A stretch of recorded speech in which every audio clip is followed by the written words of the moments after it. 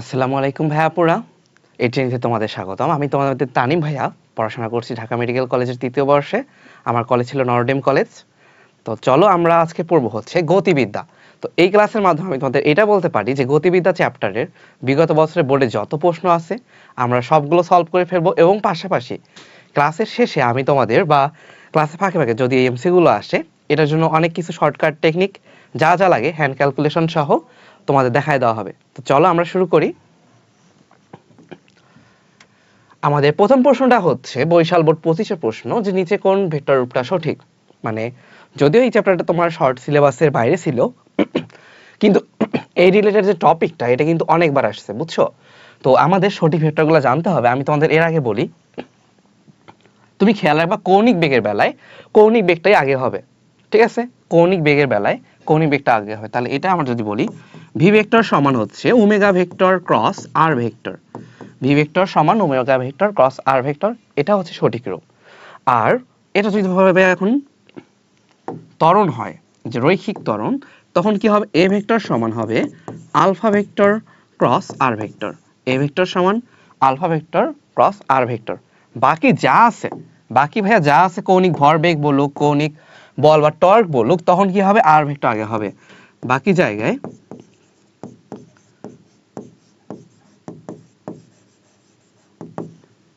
আর vector আগে হবে। তার মানে শুধুমাত্র এই দুইটার বেলায় আর ভেক্টরটা পরে হবে, বাকি সব জায়গায় কি হবে ভাইয়া? আর ভেক্টরটা আগে হবে।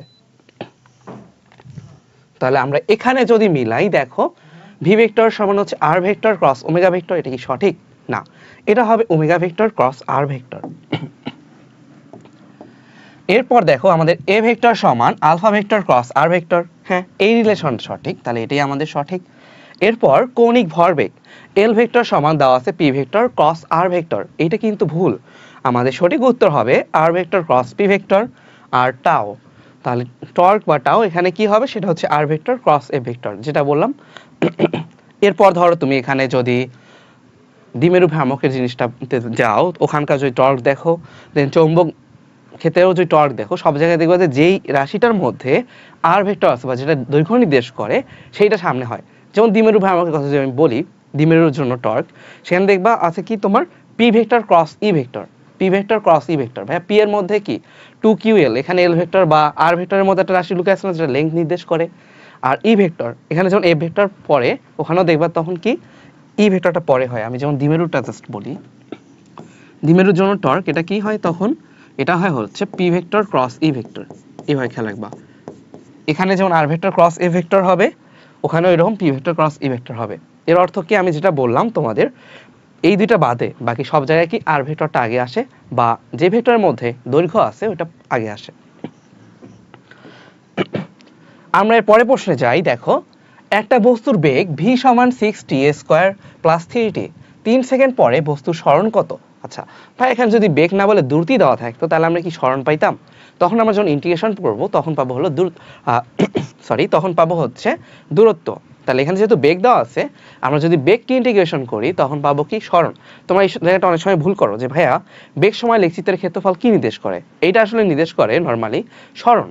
কিন্তু যখন আমাদের সরণ আর দূরত্ব, মানে ধরো ইয়াটা যদি একই রেখায় হয়, তখন তো সরণ আর দূরত্ব সেম।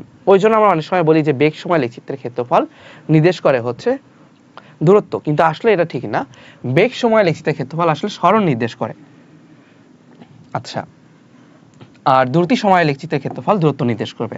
যাই হোক, তাহলে আমাদের এখন আসি, এটা আমাদের একটু ক্যালকুলেশন করতে হবে, তাই না? এটা আমরা ক্যালকুলেটরের সাহায্যে ইজিলি করতে পারি। কিরকম তোমরা সবাই জানো, এটা আমরা যদি ইন্টিগ্রেশন করি 6t² প্লাস 3t, তো এটাকে যদি আমি 0 থেকে 3 সেকেন্ডের মধ্যে ইন্টিগ্রেশন করি, তখন কি আসে দেখো ভাইয়া? t² এর জন্য কি আসবে? t³/3। তাহলে এটা কি 2t³ আমি সরাসরি লিখলাম। আর শুধু t এর জন্য সেটা হচ্ছে t²/2, তাহলে কি আসে? 3t²/2। আমরা এটা কত মধ্যে ভ্যালুটা বসাবো? 3 থেকে 0 এর মধ্যে। তাহলে আমরা একটু ক্যালকুলেটরে বসাই, 2t³ প্লাস 3t²/2, এটা কত আসে ভাই? 67.5 মিটার। আর তোমরা চাইলে ক্যালকুলেটরে ডিরেক্ট বসায়ও করতে পারো, কোনো সমস্যা নেই। তাহলে আমাদের সঠিক উত্তর হচ্ছে বি নাম্বার, 67.5 মিটার। আচ্ছা, একটু গলাটা কেমন লাগতে পারে, আমার আসলে আজকে সকালবেলা ক্লাস না হচ্ছে তো এই জন্য। তো বস্তুটা ভূমিতে কত বেগে পড়বে, দেখো কি বলছে, 40 মিটার উঁচু হতে একটা বস্তু ভূমিতে পড়লো, বস্তুটা ভূমিতে কত বেগে পড়বে। আচ্ছা, তো আমরা জানি ভি সমান কি, হ্যাঁ শেষ বেগ যদি ভি হয়, ভি স্কোয়ার সমান কি, যেহেতু ইউ স্কোয়ার সমান 0, তাহলে ভি স্কোয়ার সমান 2gh, তাহলে ভি সমান কি রুট ওভার 2 ইন্টু 9.8 ইন্টু 40, তাই না? তাহলে আমরা একটু ক্যালকুলেটর বের করি। আচ্ছা, তাহলে এটা কত হচ্ছে ভাইয়া, 28 মিটার পার সেকেন্ড। এখন কথা হলো ভাই এখানে মাইনাসও দেওয়া আছে, এটা কি ঠিক হবে? দেখো, আমরা যেহেতু জি কে পজিটিভ ধরছি, আমরা কি করছি, জি এর দিকে পজিটিভ ধরছি, মানে নিচের দিকটা পজিটিভ, ভি এর দিকেও কি ভাই নিচের দিকে না? তার মানে জি কে যদি পজিটিভ ধরা হয়, তাহলে ভি এর দিকে হচ্ছে জি এর দিকে, তাহলে অ্যান্সার অবশ্যই পজিটিভ হবে। যদি এমন হইতো যে ভাইয়া জি এর দিক আর ভি এর দিক আলাদা, তখন ওখানে মাইনাস আসার একটা চান্স ছিল বা ব্যাপার ছিল জি এর সাপেক্ষে, কিন্তু নর্মালি আমরা কি ধরছি, এখানে নিচের দিকটাকেই পজিটিভ ধরছি, তাহলে ভি এর দিকেও তো নিচের দিকে, যেহেতু নিচেই পড়তেছে, তাহলে এটা কি হবে, উত্তর প্লাস হবে। এই জায়গায় যাতে ভুল না হয়। পরের প্রশ্ন দেখো, একটা চাকার জড়তার ভ্রামক দেওয়া আছে, বলছে প্রতি সেকেন্ডে 20 বার আবর্তন করে, চাকাটিকে 20 সেকেন্ডে থামানো হলে এটা কৌণিক ত্বরণ কত? ভাই প্রতি সেকেন্ডে যদি দেখো একবার আবর্তন করলে, একবার আবর্তনে, তাহলে ভাই ওখানে অ্যাঙ্গেলটা কত হয়, তখন অ্যাঙ্গেল হয় হচ্ছে 2π। তো এখন আমাদের যে প্রতি সেকেন্ডে 20 বার আবর্তন করে, তাহলে 20 বারে কত, তখন অ্যাঙ্গেলটা হবে 20 ইন্টু 2π, এটা আমরা জানি।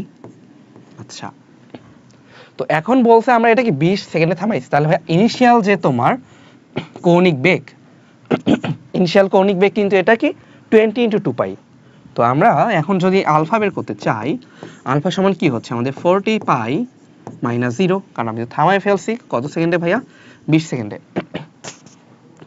আচ্ছা, তো এখানে আসলে অ্যান্সারটা মাইনাস হবে, কারণ কি শেষ বেগ 0, মানে 0 মাইনাস 45 হওয়ার কথা, কিন্তু আমি জাস্ট ঝামেলা আনানোর জন্য এটা করলাম। তাহলে ভাই এটা কি হলো 2π। আচ্ছা, তাহলে এখানে আলফার ভ্যালু কি আসে ভাইয়া, 2π রেডিয়ান। আচ্ছা ভাই এটার একক কি হবে, রেডিয়ান পার সেকেন্ড হবে না? এইটাই ধরো যখন বেগ ছিল তখন সেটা কিন্তু আমাদের কি রেডিয়ান পার সেকেন্ড ছিল, তো আমরা যেহেতু আবার টাইম দিয়ে ভাগ দিয়েছি, এটা যেহেতু ত্বরণ, এটা হবে 2π রেডিয়ান পার সেকেন্ড স্কোয়ার। এটা খেয়াল রাখবা, ধরো দুইটা অপশনই 2π দিল, কিন্তু একটা রেডিয়ান পার সেকেন্ড আর একটা রেডিয়ান পার সেকেন্ড স্কোয়ার, তাহলে আমাদের কিন্তু পার সেকেন্ড স্কোয়ার দাঁড়াতে হবে, যেহেতু এটা ত্বরণ। ঠিক আছে, এটা যাতে ভুল না হয়। আর এটা হচ্ছে একবার আবর্তনে, এটা তুমি খেয়াল রাখবা, আমরা এটা কিন্তু 1 সেকেন্ডের জন্য বলছি, 1 সেকেন্ডে। তো এইটাই আসলে আলটিমেটলি কৌণিক বেগই বোঝাচ্ছে, বুঝছো? কৌণিক বেগ ওমেগা, যেহেতু 1 সেকেন্ডে। আচ্ছা, যেমন 1 সেকেন্ডে যদি 5 মিটার দূরত্ব অতিক্রম করে, বেগ কি 5 মিটার পার সেকেন্ড, ঠিক একই রকম ভাবে 1 সেকেন্ডে যেহেতু 2π রেডিয়ান অতিক্রম করতেছে, তাহলে তখন বেগ হলো 2π রেডিয়ান পার সেকেন্ড। তাহলে যেহেতু 20 বার আবর্তন করতেছে, তাহলে 40π রেডিয়ান পার সেকেন্ড। এটাই তুমি ওমেগা ধরে বের করেও করতে পারো, আমি জাস্ট তোমাদের বোঝানোর জন্য ওই কি নিয়মে একটু দেখাইলাম। এরপর দেখো কৌণিক ত্বরণের মাত্রা কি। দেখো ভাই আমরা কি দেখছিলাম, কৌণিক ত্বরণের মাত্রা একটু আগেই তো দেখলাম, কৌণিক ত্বরণের এককটা কি ছিল, কৌণিক ত্বরণের একক হচ্ছে রেডিয়ান পার সেকেন্ড স্কোয়ার। আচ্ছা ভাই রেডিয়ানে কোনো একক আছে না? তোমাকে যদি বলে কোন রাশির কোনো মাত্রা নেই, সেটা হচ্ছে আমাদের রেডিয়ান, m⁴0 l⁴0, তারপর ধর t⁴0। তো রেডিয়ানের জন্য কি m⁴0 l⁴0 t⁴0, কিন্তু নিচে কি আছে ভাইয়া, পার সেকেন্ড স্কোয়ার। তাহলে এখানে কি হবে, এইটা হবে তোমার টি স্কোয়ার। তাহলে আলটিমেটলি কি আসে আমাদের m⁴0 l⁴0 t⁻²। ত্বরণ বলছে, যদি ভাই বেগ বলতো শুধু পার্টি হইতো, এখানে যেহেতু ত্বরণ বলছে তাহলে এটা হবে আমাদের সঠিক উত্তর সি, m⁴0 l⁴0 t⁻²। আচ্ছা, কোন লেখচিত্রটা স্থির অবস্থান থেকে সমত্বরণে বস্তু চলার গতিপথ নির্দেশ করে? স্থির অবস্থান মানে কি, সময়ের শুরুতে বস্তুর বেগ 0। এইটা যদি খেয়াল রাখো, বাকি সব তোমাদের এখানে ক্লিয়ার হয়ে যাবে। এখানে সময়ের শুরুতে একটা বেগ আছে, এখানে সময়ের শুরুতে কোনো বেগ নাই, ঠিক আছে, কিন্তু তারপরে তো যাওয়া শুরু হবে, তাই না? যেহেতু সমত্বরণে, তার মানে 1 সেকেন্ড পার হলেই কিন্তু ওখানে বেগ বাড়া শুরু করবে, এটাও তাহলে হবে না।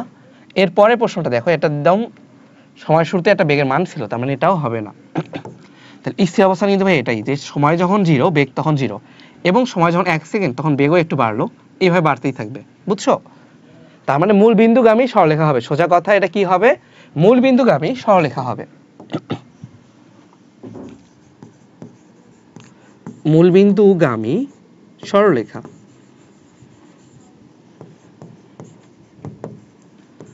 আচ্ছা, আর ভাই বেগ সময় লেখচিত্রের যে ঢাল সেটা কি নির্দেশ করে, সেটাই নির্দেশ করে হচ্ছে ত্বরণ। তাহলে এখানে ঢালটাই হলো সমত্বরণ। এখন ভাইয়া এই রেখাটা যদি সরলরেখা না হয় বক্ররেখা হইতো তাহলে আমরা কি বোঝাইতাম, ধরো এরকম একটা বক্ররেখা হইলো, তাহলে বক্ররেখাটা কি, এটা হচ্ছে একটা অসমত্বরণ। ওকে, তো অসমত্বরণের বেলায়ও কি নির্দেশ করবে, ঢালটাই তোমার ত্বরণ নির্দেশ করবে, বুঝছো? কিভাবে ভাইয়া, এখানে ধরো একটা পয়েন্ট, আমরা কি করব, এই পয়েন্টে একটা স্পর্শক আঁকবো, ঠিক আছে? তাহলে এই স্পর্শকের ঢালটা তখন কি নির্দেশ করবে, ত্বরণ। তাহলে আমরা কি খেয়াল রাখবো, যদি সেটা বক্ররেখা হয় তাহলে বক্ররেখা হলে স্পর্শকের ঢাল ত্বরণ নির্দেশ করবে। বেগ সময় লেখচিত্রে স্পর্শকের ঢাল যদি বক্ররেখা হয়, স্পর্শকের ঢাল সমান ত্বরণ। যদি সেটা অসম বেগ সময় লেখচিত্র হয়, সরি অসম না, যদি ত্বরণটাই অসম হয় তাহলে প্রতি পয়েন্টে বেগ সময় লেখচিত্রে প্রতি পয়েন্টের ঢালটা ওই বিন্দুর জন্য ত্বরণ নির্দেশ করবে, স্পর্শকের ঢাল। আচ্ছা, পরের প্রশ্ন দেখো, অনুভূমিকের সাথে 45 ডিগ্রি কোণে নিক্ষিপ্ত একটা বস্তুর অনুভূমিক পাল্লা হচ্ছে 100 মিটার, সর্বোচ্চ উচ্চতা কত? এখন আমি তোমাদের একটা শর্টকাট টেকনিক বলে দেই, এটা তোমরা সবাই জানো কি না। আমরা এইভাবে খেয়াল রাখবো, যদি নিক্ষেপণ কোণ হয় থিটা তাহলে tan থিটা সমান 4h/r। এই শর্টকাট টেকনিক যদি তুমি মাথায় রাখো অনেক ম্যাথ ইজি হয়ে যাবে। tan থিটা সমান কি ভাইয়া, 4h/r। তাহলে আমরা দেখি এটার মান কি tan 45, আমি ডেট লিখলাম, তাহলে এটা 1।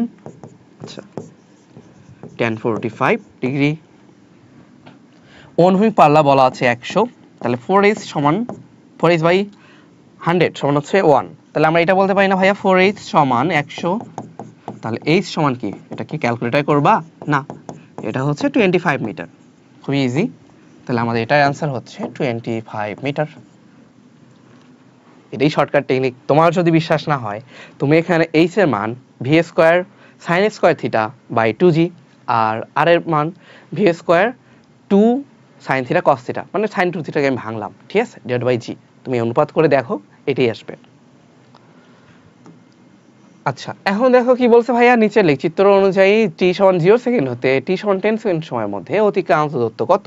তাহলে এই গ্রাফের ক্ষেত্রফল নির্ণয় করতে হবে। এটা কি একটা ত্রিভুজ না, ত্রিভুজের ক্ষেত্রফল কিভাবে নির্ণয় করতে হয়, আগে আমাদের ভূমি নিতে হয়, হাফ ইন্টু ভূমি ইন্টু উচ্চতা। এটা আমি কি শেখাবো বলো, এটা হচ্ছে 10, আর এখানে উচ্চতা যদি হয় 12 তাহলে হাফ করলে হয় 6, তাহলে 6 10 60, এটা আবার পড়ানো লাগে, এটা হলো 60 মিটার। পরের প্রশ্ন দেখো, প্রাসের গতিপথে সর্বোচ্চ উচ্চতা। তাহলে চলো আমরা প্রাসের গতিপথে সর্বোচ্চ উচ্চতার পয়েন্টটা বোঝার ট্রাই করি, তাহলে আমাদের একেবারে থিওরিটা ক্লিয়ার হবে। সবার আগে বলি প্রাসের গতিপথ কি ধরনের।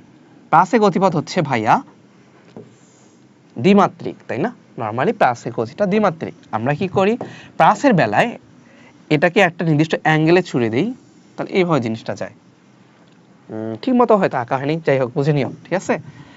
তো ধরলাম কথার কথা এখানে একটা সর্বোচ্চ উচ্চতা আছে, এই পয়েন্টটা হচ্ছে সেই সর্বোচ্চ উচ্চতা।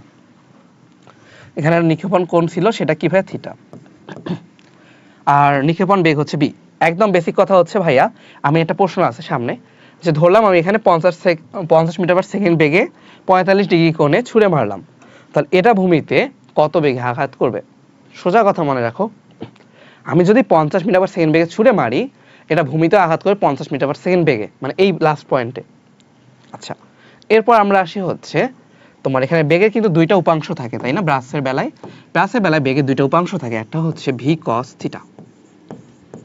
আচ্ছা ভাই ভি নট দিলাম, তাহলে যাও, হ্যাঁ ভি নট। তো ভি নট কস থিটা, এটার ভ্যালু কি কখনো চেঞ্জ হয়? ত্বরণের কোনো অনুভূমিক উপাংশ নাই, ত্বরণ কি সোজাসুজি জি হচ্ছে নিচের দিকে প্রতিটা পয়েন্টে, ভাই এখানেও জি নিচের দিকে খাড়া, এখানেও জি নিচের দিকে খাড়া, ওকে? তাহলে এইটার কোনো অনুভূমিক উপাংশ নাই, তাহলে প্রাসের উপরে ত্বরণের অনুভূমিক উপাংশ কত? 0। কথাগুলো সামনে বারবার রিপিট হবে, এই জন্য আমি একবারই ভালো মতো বোঝাচ্ছি। তাহলে প্রাসের উপরে ত্বরণের অনুভূমিক উপাংশ কি? 0, শুধুমাত্র উলম্ব উপাংশ থাকে, সেটা হচ্ছে নিচের দিকে।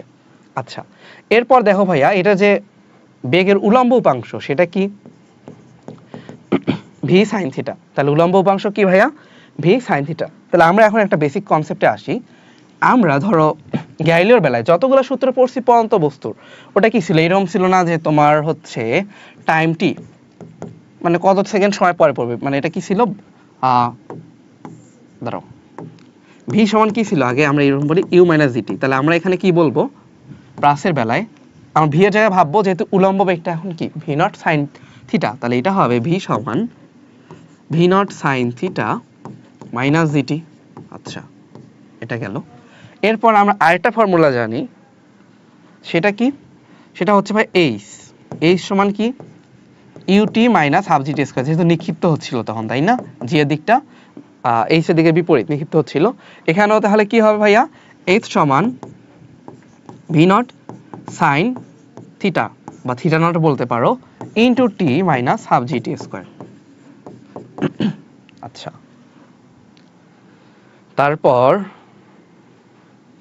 এই জিনিসগুলো আমাদের একটু মাথায় রাখতে হবে এইচ এর বেলায়। আরেকটা আমরা কি জানি ভাই, সর্বোচ্চ উচ্চতা, এটা কি হয়, এইচ সমান ইউ স্কয়ার বাই 2g। তাহলে এখানে সর্বোচ্চ উচ্চতা কি হবে, এখানে সর্বোচ্চ উচ্চতা হবে হচ্ছে V naught square sine square theta, মানে ভি নট সাইন থিটার উপর স্কয়ার করলাম, তাহলে এটা আমি আলাদা আলাদা করে লিখলাম স্কয়ারটা বাই 2g। এটা হলো আমাদের এইচ এর ভ্যালু। আচ্ছা, কিন্তু প্লাস কি করে আবার ভাইয়া, অনুভূমিক দিকে আগায় যায়। তো প্লাসের যে এইদিকে আগাবে, এইদিকে কিন্তু একটাই বেগ, সেটা কি V cos theta, V naught cos theta. আচ্ছা, তো এই ভি নট কস থিটাটা কত সময় ধরে যায় বলো তো, এটার যে উড্ডয়নকাল আছে। আচ্ছা, তাহলে এই পাশে আসি, যে পরন্ত বস্তুর বেলায় আমাদের যে উড্ডয়নকাল ছিল, এটা কি ছিল, ক্যাপিটাল টি সমান 2u/g ছিল না ভাইয়া। u/g হলো যেতে সময় লাগে, ধর নিচে উপরে যেতে u/g, আবার উপর থেকে নিচে আসতে u/g, তাহলে এখানেও u/g, এখানেও টাইমটা হলো u/g। ঠিক একই রকম ভাবে এখানে প্লাসটা, এখানে সর্বোচ্চতায় যেতে আবার সর্বোচ্চতা থেকে নামতে, টোটাল টাইমটা কত ভাইয়া, তাহলে এখানে হবে টি সমান 2 ইন্টু ইউ এর বদলে কি লিখবো আমার বলো তো, ভি নট সাইন থিটা। তাহলে এটা কি হচ্ছে 2 into V naught sine theta divided by G, এইটা হলো টাইম বা টি। আচ্ছা, তো এই টাইমের সাথে যদি আমি ভি কস থিটাকে গুণ দিই, তাহলে আমি কি পাবো, আর বা অনুভূমিক পাল্লা পাবো। সূত্রটা একটু মনে হয় অগোছাল হয়ে যাচ্ছে, এগুলা তো মিলাই মিলাই পড়তে পারতেছে, তাই না, এগুলো যেহেতু একটু বাইরের আমি এখানে লিখতেছি। তাহলে আর সমান আমরা দুইটা ফর্মুলা জানি, একটা হলো V naught square sine 2 theta by G, এটা আমরা কখন ইউজ করবো ভাইয়া, যখন ডিরেক্ট অ্যাঙ্গেল দেওয়া থাকবে আর এই মানটা দেওয়া থাকবে, বুঝছো। কিন্তু যদি আমার টাইম বের করাই লাগে, তখন আমি এই ফর্মুলাটা ইউজ করবো, সেটা হচ্ছে আর আরেকটা ফর্মুলা, যে বেগ কি ভাইয়া, V naught cos theta into T বা উড্ডয়নকাল। উড্ডয়নকালটা তুমি তখন কি করবা, এই ভ্যালুটা এখানে বসাবা, তাহলে আমরা আরটা দুই ভাবে পাইতে পারি। কি, এটা হলো V naught square sine 2 theta by G, যেখানে আমি ডিরেক্ট পাবো। আরেকটা হচ্ছে ভাই উড্ডয়নকাল নির্ণয় আমি যদি আগে থেকে করে রাখি, ধরো আমি গ নাম্বার বা ওই নাম্বারেরই মানে ওই পোর্শনেরই আরেকটা যে আমি উড্ডয়নকাল বের করছি, তাহলে সেটার সাথে আমি জাস্ট ভি নট কস থিটাকে গুণ দিব, তাহলে আমার আর এ ভ্যালু বের হয়ে আসবে। ওকে, তাহলে এটা আমাদের বেসিক ক্লিয়ার হয়ে গেল। এখন আমরা আসি হচ্ছে সর্বোচ্চ উচ্চতার ব্যাপারটা নিয়ে। ভাইয়া এখন সর্বোচ্চ উচ্চতার ব্যাপারটা, তো এইখান থেকে এইটা সর্বোচ্চ উচ্চতা। আচ্ছা ভাই, এখন দেখো এই যে সর্বোচ্চ উচ্চতা মানে কি, আমরা আগে দেখতাম যে একটা বস্তু যখন খাড়া উপরের দিকে আমি ছুড়ে দেই, এটা যদি সর্বোচ্চ উচ্চতায় যায়, ওখানে কি হয়ে যায়, ইউ সমান বেগ ভি সমান 0 হয়ে যায় না, ভি সমান হবে 0। এই জন্যই তো আসলে ইউ মাইনাস জিটি সমান 0 হয়। তো আলটিমেটলি কি হয়, আমাদের টি সমান হইতো ইউ/জি, এই যে সর্বোচ্চ পৌঁছানোর সময়টা ইউ/জি। তো এখানেও কি আসলে আমাদের ভি নট সাইন থিটা যেটা ছিল মাইনাস জিটি সমান 0 হয়ে যাবে, অর্থাৎ আমাদের বেগের যে উলম্ব উপাংশটা আছে, বুঝছো, বেগের যে উলম্ব উপাংশ, আর এটা আমি বিভি দেখলাম, মানে ভার্টিক্যাল উপাংশটা এটা 0 হয়ে যাবে। তাহলে এই পয়েন্টে বেগের কোনো উলম্ব উপাংশ নাই, কিন্তু ভাইয়া প্রতিটা পয়েন্টে একটা বেগের অনুভূমিক উপাংশ ছিল, এটা কিন্তু খেয়াল রাখতে হবে। কেন, এই পয়েন্টেও কিন্তু ভি নট কস থিটা ছিল, আবার এই পয়েন্টেও কিন্তু এই ভি নট কস থিটাটাই আছে। তাহলে বেগের একটা কি আছে, আমাদের অনুভূমিক উপাংশ আছে। আচ্ছা, এখন আমাকে একটা বেসিক কথা বলো, যে এই বস্তুটা যখন সর্বোচ্চ উচ্চতায় পৌঁছায় এই পয়েন্টে, তখন এটার উপর কি কোনো ত্বরণ কাজ করে কি না। হ্যাঁ ভাই, অবশ্যই তো ত্বরণ কাজ করবে। ত্বরণটা কি তখন জি নিচের দিকে, তো এখানেও অবশ্যই সর্বোচ্চ উচ্চতায় একটা ত্বরণ কাজ করবে জি নিচের দিকে। এখন তুমি আমাকে বলো এই জায়গায় এটা আসলে এই স্পর্শক বরাবর হবে, বুঝছো, মানে খাড়া দাগে স্পর্শক বরাবর, যাই হোক। তো এখন আমার কথা হচ্ছে, আমি একটু পারফেক্টলি আঁকি, বেগ আর ত্বরণের মধ্যবর্তী কোণ সর্বোচ্চ উচ্চতায় কত? তাহলে দেখো ভি নট কস থিটা আর জি, এটা কি পারপেন্ডিকুলার না, মানে লম্ব না? তাহলে বলো আমরা এখানে কিছু পয়েন্ট মাথায় নিব। কি কি ভাইয়া? সর্বোচ্চ উচ্চতায় বেগ হচ্ছে একমাত্রিক, তাহলে সর্বোচ্চ উচ্চতায় বেগ বা প্রাসের গতি নরমালি কি দ্বিমাত্রিক ছিল, মানে হরিজন্টাল এবং ভার্টিক্যাল, তাই না? এটা দ্বিমাত্রিক, কিন্তু সর্বোচ্চতায় গেলে সেটা হবে একমাত্রিক। কেন ভাই? একদম জাস্ট সরলরেখা দিয়ে চলতেছে, মানে শুধুমাত্র এই দিকে চলতেছে, এখানে কিন্তু নিচে যাচ্ছে না, ঠিক আছে? তাহলে শুধুমাত্র সোজা যাচ্ছে সরলরেখায়, এই জন্য গতিপথ একমাত্রিক। আর তখন কি হয়? বেগ ও ত্বরণ পরস্পর লম্ব, বেগ ও ত্বরণ পরস্পর লম্ব। এই জিনিসগুলো সামনে অনেকগুলো এমসিকিউতে আসবে, তখন আর রিপিট করবো না, বুঝছো? আমি এই জন্য একবারই পড়াই দিচ্ছি। তখন বেগ আর ত্বরণ পরস্পর লম্ব, তাহলে এদের মধ্যে কোন গুণফলটা ভাইয়া জিরো হবে? সেটা হচ্ছে ডট গুণফল, তাই না? বা স্কেলার গুণফল। আমরা জানি দুইটা ভেক্টর যখন পরস্পর লম্ব হয় তাহলে তাদের ডট গুণফলটা জিরো হয়, তাহলে এখানেও এটা হবে যে ডট গুণফলটা জিরো। আচ্ছা, তাহলে আমরা কি শিখলাম? প্লাসের নর্মাল গতিপথ হচ্ছে দ্বিমাত্রিক, কিন্তু যখন সর্বোচ্চ উচ্চতায় যাবে তখন সেটা গতিপথ হয়ে যায় একমাত্রিক, শুধুমাত্র একটাই বেগ থাকে, অনুভূমিক বেগ ভি নট কস থিটা, কিন্তু তখনও তার উপরে ত্বরণ জি কাজ করতে থাকে খাড়া নিচের দিকে। তাহলে বেগ আর ত্বরণের মধ্যে হলো পরস্পর লম্ব বা অ্যাঙ্গেল হচ্ছে 90 ডিগ্রি। তাহলে চলো আমরা এটা সলভ করি। কি বলছে? প্লাসের গতিপথের সর্বোচ্চ উচ্চতায় বেগ শূন্য না, বেগে অবশ্যই একটা মান থাকে, সেটা কি? V naught cos theta.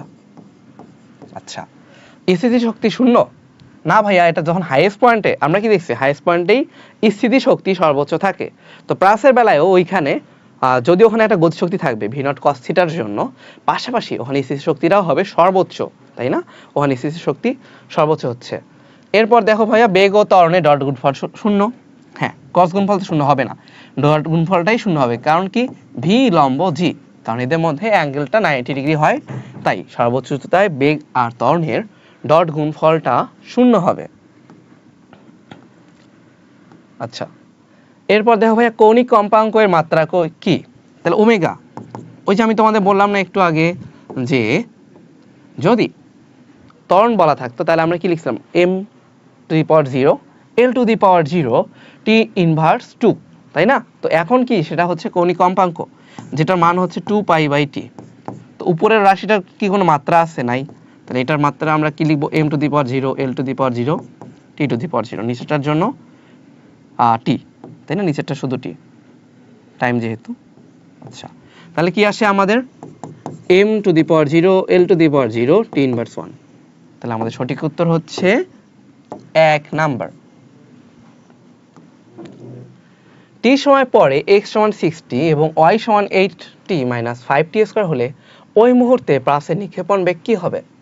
আচ্ছা, তাহলে কথা হচ্ছে ভাইয়া, এখানে x আর y দুইটা আলাদা অক্ষ বা এক্সিস বরাবর আমাদের কি দেওয়া আছে? সমীকরণ দেওয়া আছে। তাহলে আমরা যদি দুইটাকে আলাদাভাবে ডিফারেনশিয়েট করি, আমরা তখন কি পাবো? vx আর vy পাবো না? তাহলে আমরা এটা বলতে পারি vx সমান কি? dt of 60। তাহলে আমি সরাসরি লিখলাম যে এটা হচ্ছে 6।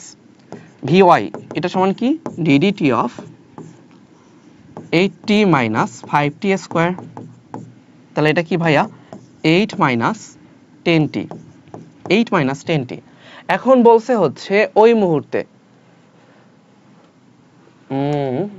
আচ্ছা, ওই মুহূর্তে প্লাসের নিক্ষেপণ বেগ কত হবে? এখানে একটা মুহূর্তে তো বলতে হবে, তাই না? টি ফিক্স করা লাগবে।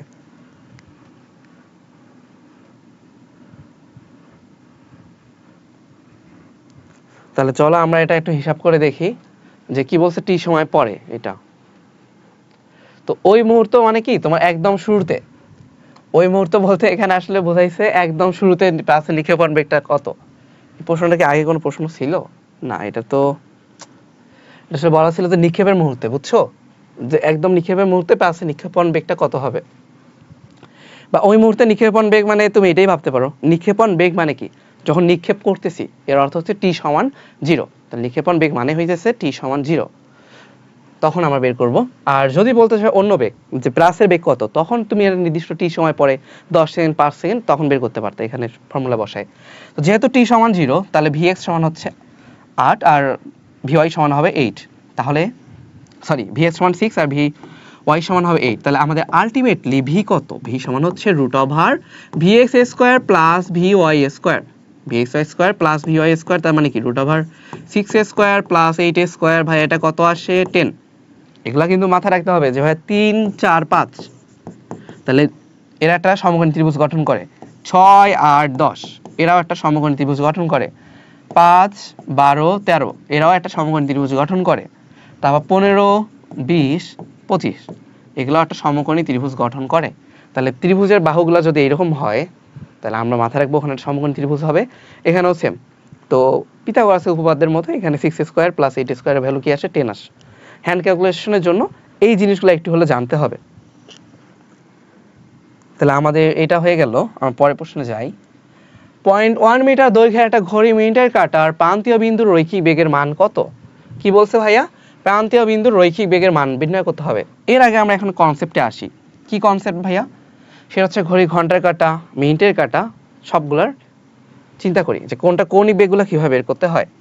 তুমি দেখো এটা আগে যদি সেকেন্ডের কাঁটা হয়, গোল কি ভালো করে রাখবো, দাঁড়াও।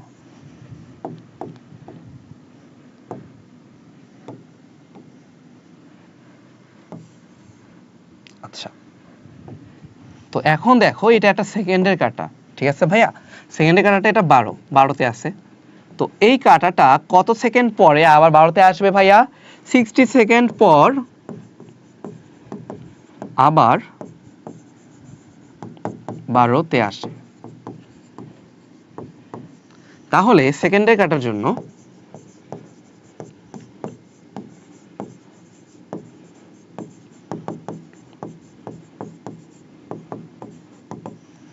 তাহলে সেকেন্ডের কাঁটার ওমেগা সমান কি? সেটা হচ্ছে 2π/60, 2π/60। আচ্ছা, এটা কিন্তু খেয়াল রাখবে, তোমার ভ্যালুটা তাহলে কি π/30 আসে। তোমরা ক্যালকুলেটর দিও ভ্যালু কি আসে, এটা একটু দেখে করে রাখবে, এটা 0.1 সামথিং হবে এরকম।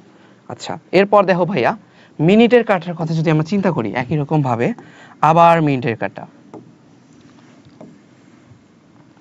আচ্ছা, তো এখন ধরো এটা কি আছে, মিনিটের কাঁটাটা 12তে আছে, ঠিক আছে? তো এখন মিনিটের কাঁটা যদি 12তে থাকে, ধরলাম এখন ঘড়ির কাঁটাটা হলে এমন 3টার দিকে আছে, জিনিসটা বোঝাই, দাঁড়াও, ঘন্টা কাঁটা ছোট হবে তাই না, এই জন্য একবার কি, এটা হলো ঘন্টা কাঁটা, এটা হচ্ছে তোমার মিনিটের কাঁটা। তো তুমি দেখো এখন 3টা বাজে, হ্যাঁ কত সময় পর মিনিটের কাঁটা আবার 12তে আসবে? অবশ্যই যখন 4টা বাজবে, 4টা বাজলে তো আবার 12তে আসবে তাই না? তার মানে মিনিটের কাঁটা এখন হচ্ছে মিনিটের কাঁটা,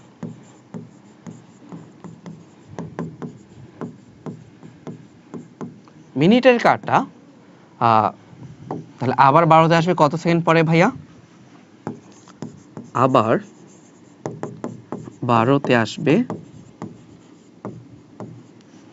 4টায় বা 1 ঘন্টা পর। 1 ঘন্টা সমান কত সেকেন্ড ভাইয়া? 60 × 60 না, বা 3600 সেকেন্ড, এটা আমরা ছোট থেকেই পড়ে আসতেছি। তাহলে আমাদের ওমেগা কি? মিনিটে কাটার জন্য ওমেগা সমান হচ্ছে 2π/3600, তাহলে π/1800, এটা হচ্ছে আমাদের ভ্যালু। আর এটা একটা মানটা কি, এটার মানটা হচ্ছে তোমার 1.74 মনে হয়, আমার যতদূর মনে আছে 1.74 10⁻³ হবে। এটা আমি একটু মুখস্থ রাখছি, কেন ভাইয়া জানো? কারণ হচ্ছে মেডিকেল বা ভার্সিটি পরীক্ষায় এই প্রশ্নটা সরাসরি চলে আসে। তো তোমার যদি ওমেগাটা মুখস্থ থাকে, যে ভাই আমার ওমেগার মান মুখস্থ আছে, তখন আমি কি করতে পারবো, তখন ডিরেক্ট জাস্ট, যেমন দেখো এই প্রশ্নটা মিনিটে কাটার বলছে তাই না, তাহলে আমি কি জানি 1.74 10⁻³ আর 0.01 দৈর্ঘ্য, তাহলে আমি যখন ওমেগার সাথে আর গুণ দিব, তাহলে 0.01 এর জন্য কি 10⁻² আসতেছে, তো আলটিমেটলি কত 10⁻5।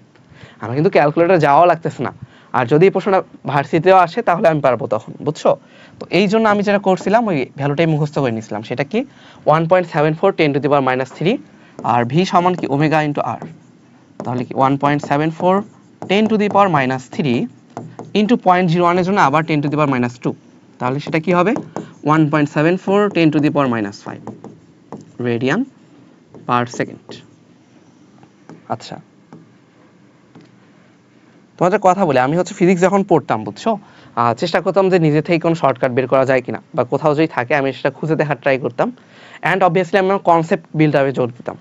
মানে তোমরা হয়তো জানো বা বলা হয়েছে কিনা, আমি হচ্ছে আমাদের ব্যাচে নর্ডেম কলেজের টেস্টে ফার্স্ট ছিলাম। মানে টেস্ট বলতে ধরো ওখানে শেষের দিকে দুইটা সেন্ট আপ হয়, দুইটা সেন্ট আপ হয়েছিল আমাদের বেলায়। সেটা হচ্ছে ফার্স্ট সেন্ট আপ যেটা, ওখানে আমি 12তম হয়েছিলাম। এরপর সেকেন্ড সেন্ট আপ যেটাতে আসলে ফার্স্ট পেপার সেকেন্ড পেপার দুইটাই হয়েছিল, তো ওখানে আমি হয়েছিলাম ফার্স্ট হয়েছিলাম। তো ওভারঅল মানে নর্ডেম কলেজের লাইফে যত পরীক্ষা আছে সবগুলা মিলায় আমি ছিলাম ওখানে সেকেন্ড পজিশনে। তুমি চিন্তা করো, তার মানে আমার ফার্স্ট ইয়ারের পজিশন ছিল 12, তো সেকেন্ড ইয়ারে আমি কত বেশি নাম্বার কাটছিল, যে যার কারণে আমার সেকেন্ড পজিশনে ঢুকে গেছি ডিরেক্ট 2103 জনের মধ্যে। মানে বাংলা ভার্সন ইংলিশ ভার্সন সবগুলো মিলে 2103 জনের মধ্যে। এটার কারণ কি ভাইয়া? এটার কারণ হচ্ছে এটাই যে আমি বুঝতাম যে প্রশ্নগুলা কত ডিপে যাইতে পারে, বুঝছো, আমি ওই লেভেলের ডিপেই পড়াশোনা করতাম।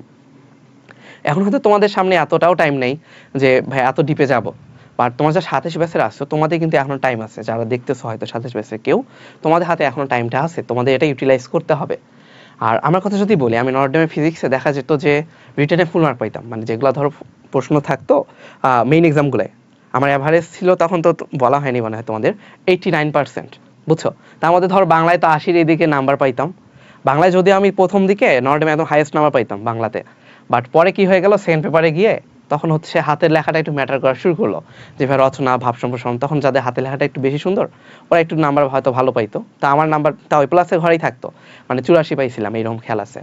আর অনেক কম মার্কস তো হলো ইংরেজিতে, ওখানে ইংরেজি প্রশ্ন স্যার আসলে অনেক কঠিন করে, ওটাতে আসতো 70 মার্ক। তাহলে সায়েন্সের গুলোতে আমার থাকতো 99, 100 এরকম নাম্বার থাকতো। তো যার কারণে দেখা যেত যে অ্যাভারেজ 89 চলে আসে, বুঝছো। তো এই কারণে আসলে তখন থেকে আমার ফিজিক্সের প্রতি একটা টান কাজ করতো, প্যাশন। বলতে পারো যে ভাই আপনি মেডিকেলে যান নাই কেন? দেখো আসলে মানে বুয়েটে যান নাই কেন? তাহলে ফিজিক্স পারলেই যে বুয়েটে যাইতে হবে এটা তো কোনো কথা নেই। আমার প্যাশন হচ্ছে আসলে কম্পিউটার সায়েন্স এরকম নাই, তো এই কারণে বুয়েট সিএসসি পেয়েও আমি এদিকে যাইনি, বুঝছো। তো মানে আমি ধরো আমি ইঞ্জিনিয়ারিং অলিম্পিয়াড যেটা হয়েছিল আমাদের বেলায় এইচএসসির আগে, ওখানে ফার্স্ট হয়েছিলাম গোটা দেশের মধ্যে, ম্যাকবুক ওভার পাইছিলাম। তো দেখা গেছে আমি ম্যাকবুকটাও এখনো স্টিল খুলে দেখি নাই, আমি ওটা হচ্ছে আমার খালাতো ভাইয়ের কাছে আছে, এমন অবস্থা। তাহলে এই প্যাশন দিয়ে আমি সিএসসিতে ওখানে টিকতে পারতাম না। আর মেডিকেলের দিকে ছোট থেকে আসলে প্যাশনটা ছিল, আগে থেকে ইচ্ছা ছিল। আর নর্ডেমে আসার পর দেখলাম যে একাডেমিকে যখন আমি আগাইতে যাই আমার বুয়েটের জন্য প্রিপারেশন এমনিই হয়ে যায়। তো আমি ভাবলাম তাহলে আমি আরও ভালো করে পড়ি যাতে বুয়েটটা একদম ইনশিওর হয়ে যায়। তো একাডেমিকে আসলে ওইভাবে পড়ছি, এই জন্য অ্যাডমিশন টাইমে আমি বুয়েটের জন্য তেমন পড়ি নাই, কিন্তু একাডেমিকে আমি এমনভাবে পড়ছি ওই পড়াটাই আমার মাথায় গেঁথেছিল। আমি কিন্তু তোমাদের এটা আগেও বলছি, টেকনিকটা কি? টেকনিকটা হচ্ছে ভাই, যখন আমি একটা কঠিন প্রশ্ন সলভ করব, ধরো এখানে কথা কথা একটা কঠিন প্রশ্ন আমি সলভ করতেছি, আমি আগে ক্লাসে বলছি যে এই প্রশ্নে কিন্তু অনেকগুলো লাইন আছে, তাই না? একটা ম্যাথে বিভিন্ন লাইন থাকে, তো এই লাইন কিন্তু সবটাই ইম্পর্টেন্ট না, মানে কঠিন না। এই ম্যাথটা যদি কঠিন হয় বা তুমি যদি দাগ দিয়ে রাখো, এর মানে হচ্ছে একটা নির্দিষ্ট জায়গায় গিয়ে তুমি আটকাচ্ছ। তোমার কাজ হলো ওই নির্দিষ্ট জায়গাটা মার্ক করে রাখা বা আইডেন্টিফাই করা, যে ভাইয়া আমি যখনই ইন্টিগ্রেশন এই ম্যাথটা হাতে দিব আমার খেয়াল পড়বে যে এখানে এই ফর্মুলাটা ইউজ হবে। আমি যখনই ধরুন নির্ণায়ক মিলাতে গেলে এই ম্যাথটা করব, আমার খেয়াল রাখতে হবে যে এখানে C1 - C3 করতে হবে। তাহলে তুমি এটা হাইলাইট করে রাখো না, তাহলে এই ম্যাথ তুমি যখনই দেখবা তোমার মাথায় আসবে C1 - C3। এরকম যখন ধরো তুমি প্রথমবার করতেছো তখন হয়তো খেয়াল হবে কম, দ্বিতীয়বার প্র্যাকটিসের সময় তো কিন্তু মাথায় কাজ করবে, আরে আমার কিন্তু এইটা করতে হয়, বুঝছো। মানে অন্যটা কি করবে, পুরো ম্যাথটাই খেয়াল রাখবে। তুমি যেটা করবা ওই ম্যাথের যেইটা টার্নিং পয়েন্ট বা যেটার জন্য ওই ম্যাথটা কঠিন, এইটা তুমি খেয়াল রাখবা, বা এই জিনিসটা আমার অ্যাপ্লাই করতে হবে। এইটা যদি তুমি মাথায় রাখতে পারো, তুমি দেখবা ম্যাথগুলো মনে রাখা তোমার খুবই ইজি হয়ে যাচ্ছে। ইন্টারের ম্যাথ কোনো সমস্যাই হবে না। আমি নিজে খেয়াল রাখছি না, জাস্ট একটু দেখে আসতাম, দেখা যেত অন্যরা 7 দিন পরে ইঞ্জিনিয়ারিং কোচিংয়ে যে পরীক্ষাটা দিচ্ছে, আমি জাস্ট 2 ঘন্টা শুধু উল্টাই যাইতাম পাতাগুলা, ঠিক সূত্রগুলো রিভিশন দিয়ে যাইতাম, তাও আমি দেখা যেত ওদের সমান প্রায় আনসার করে আসতে পারতাম। তোমার হাতে যদি এখন টাইমটা কম, তোমার যতটুকু টাইম আছে তুমি এখন চেষ্টা করো না, তাহলে তো মিনিমাম বোর্ডেগুলো এইভাবে সলভ করতে পারবে। অ্যাডমিশনে গিয়ে না হয় তখন আরেকবার করলা, কিন্তু বোর্ডেগুলো তোমার এরকম হয়ে থাকে যে টেস্ট পেপার যখনই সলভ করবো ভাইয়া, যেটা প্রবলেম আমি এটা মার্ক করে রাখবো অ্যান্ড ওইটাতেই প্র্যাকটিস বেশি করব।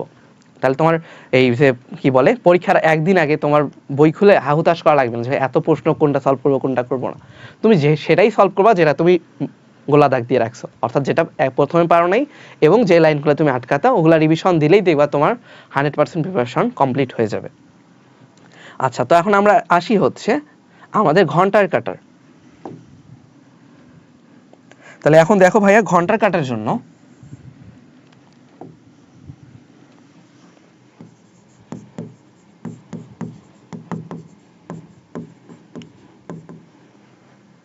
তো ঘন্টার কাটার জন্য এটা কত সময় পরে ফিরে আসবে?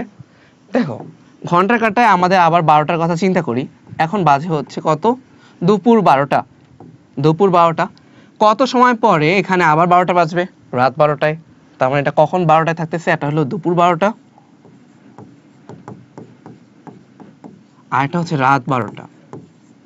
তো এই দুপুর আর রাত 12টার মধ্যে গ্যাপটা কত? 12 ঘন্টা না ভাইয়া?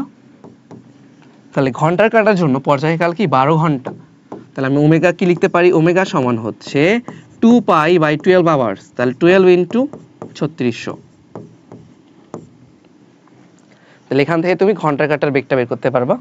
এটা মোস্ট প্রবাবলি 1.45 10⁻⁴ হয় আমার যতদূর খেয়াল আছে। এখানে -5ও হইতে পারে, তোমরা জাস্ট ক্যালকুলেটরে বের করে দেখাও, বের করে রাখিও, সমস্যা নেই। তাহলে 1.45 10⁻⁴ রেডিয়ান পার সেকেন্ড। 10⁻⁵ হইতে পারে, বাট আমার যতটুকু খেয়াল আছে 10⁻⁴ হয়। তাহলে আমরা ঘড়ি, ঘন্টা, সেকেন্ড, মিনিট সবগুলার কৌণিক বেগের ফর্মুলা জেনে গেছি। তুমি জাস্ট খাতায় তুলবা যদি জানা না থাকে, অথবা বুঝে রাখবা যে ভাইয়া কখন একটার জন্য 60 সেকেন্ড, একটার জন্য মিনিটের জন্য 60 মিনিট, ঘন্টার কাটার জন্য পর্যায়কাল হচ্ছে 12 ঘন্টা। আচ্ছা, পরের প্রশ্ন দেখো কি বলছে? একটা বস্তুকে 180 মিটার উঁচু মিনারের চূড়া হতে ছেড়ে দেওয়া হলো, একই সময় অন্য আরেকটা বস্তুকে 60 মিটার পার সেকেন্ড বেগে খাড়া উপরের দিকে নিক্ষেপ করা হলো। তাহলে আমরা যদি এখানে দেখি ছবিটা, একটা বস্তুকে আমি কি করতেছি? উপর থেকে নিচে দিচ্ছি। কত ভাইয়া? এটা হলো 180 মিটার। আচ্ছা, তো এখন আমি ধরলাম এরা মিলিত হবে হচ্ছে তোমার ভূমি হতে x মিটার উপরে। তাহলে ভাইয়া যেটাকে আমি ছুড়ে দিছি সেটার জন্য আমার x সমান কি? 60t minus half gt square, তাই না? আচ্ছা, আর ভাই যেটা উপর থেকে নিচে আসতেছে এটা তাহলে অতিক্রান্ত দূরত্ব কত? 180 মাইনাস x, এটা সমান কি? Half gt square. এখন আমি যদি যোগ করি, x x কাটাকাটি যায় না, তাহলে 180 সমান কি ভাইয়া? Minus half gt square plus half gt square, কাটাকাটি যাবে 60t। তাহলে t সমান হচ্ছে 180/60 সমান 3 সেকেন্ড। তো এই ম্যাথের একটা শর্টকাট আছে। শর্টকাটটা কি? শর্টকাট হলো এটাই যে ভাইয়া t সমান হলো h, বাটনটার সর্বোচ্চ উচ্চতাটা দেওয়া থাকবে যেখান থেকে প্রথমটা পড়তেছে, আর দ্বিতীয়টাকে যত বেগে ছুড়ে দিবা h/u, এইটা হচ্ছে তোমার t এর ভ্যালু। আর এই t এর ভ্যালু যদি তুমি এখানে x এর জায়গায় বসাও, যে 60t এর জায়গায় h এর t এর বদলে এটা বসাইলা, তখন কি হবে? তুমি x এর ডিরেক্ট ভ্যালুটা পেয়ে যাবা। আমার কথা বুঝছো? আগে আমরা t বের করব h/u দিয়ে, দেন হচ্ছে এই 3 সেকেন্ডটা বসাবো হলো 60 × 3 মাইনাস হাফ gt স্কোয়ার, এখানে t স্কোয়ার জায়গায় আবার 3 স্কোয়ার বসাবো। তাহলে আমাদের এই ম্যাথটা ইজিলি সলভ হয়ে যাবে যদি বলে যে ভূমি থেকে কত উচ্চতায় মিলতে হবে তখন। আচ্ছা, এরপরের প্রশ্ন দেখো, নিক্ষেপ করার 2 সেকেন্ড পরে বস্তুটার বেগ কত? কি বলছে? ভূমির সাথে একটা বস্তুকে আমরা কি করতেছি? নিক্ষেপ করতেছি 50 মিটার পার সেকেন্ড বেগে উপরের দিকে। তাহলে কিভাবে বের করা যায়? আমরা খেয়াল রাখবো v cos θ, এইটার মানের তো কোনো চেঞ্জ হয় নাই। তাহলে কি হয় ভাইয়া? 50 cos 30 ডিগ্রি। cos 30 ভ্যালু কত? মুখস্থ আছে না? sin 30 মান হাফ, cos 30 মান √3/2, তাহলে এটা কি হবে? 25√3। আচ্ছা, এরপরে দেখো ভাইয়া v sin θ, তো v নট লিখতে পারো। তো v নট sin θ এর ভ্যালুটা কত? আচ্ছা, 2 সেকেন্ড পর বলছে, যেহেতু 2 সেকেন্ড পরে বলছে তাহলে এখানে আমার উলম্ব বেগ থাকবে vv দিলাম, ভার্টিক্যাল বেগ। তাহলে সেটা কিভাবে? v naught sin θ minus gt না, gt। তাহলে কি হবে? 50 cos 30, তাহলে এটা 25 ডিরেক্ট লিখলাম 25, সরি sin 30 এর মান হচ্ছে 25, 50 sin 30 হাফ মাইনাস gt। আচ্ছা, t এর ভ্যালু কত ভাইয়া? 2, তাহলে 9.8 × 2। তাহলে এখন অ্যাকচুয়াল যে ভেলোসিটি, এটা কি পরস্পর লম্ব না? cos θ এইদিকে, তারপর sin θ বেগ উপরের দিকে যাচ্ছে, তাই না? তাহলে বেগটা এরকম হবে। তো আলটিমেটলি বেগটা কি এদের সাথে পরস্পর, মানে যেহেতু দুইটাই বেগই পরস্পর লম্ব, তাহলে এটা পিথাগোরাসের সূত্রে অ্যাপ্লাই হবে। সেটা কি? 25 √3 এটা স্কয়ার প্লাস হচ্ছে ভিভি স্কয়ার। তাহলে এই ভ্যালুগুলো বসাও, আমি ক্যালকুলেটর করি, তোমরাও করো।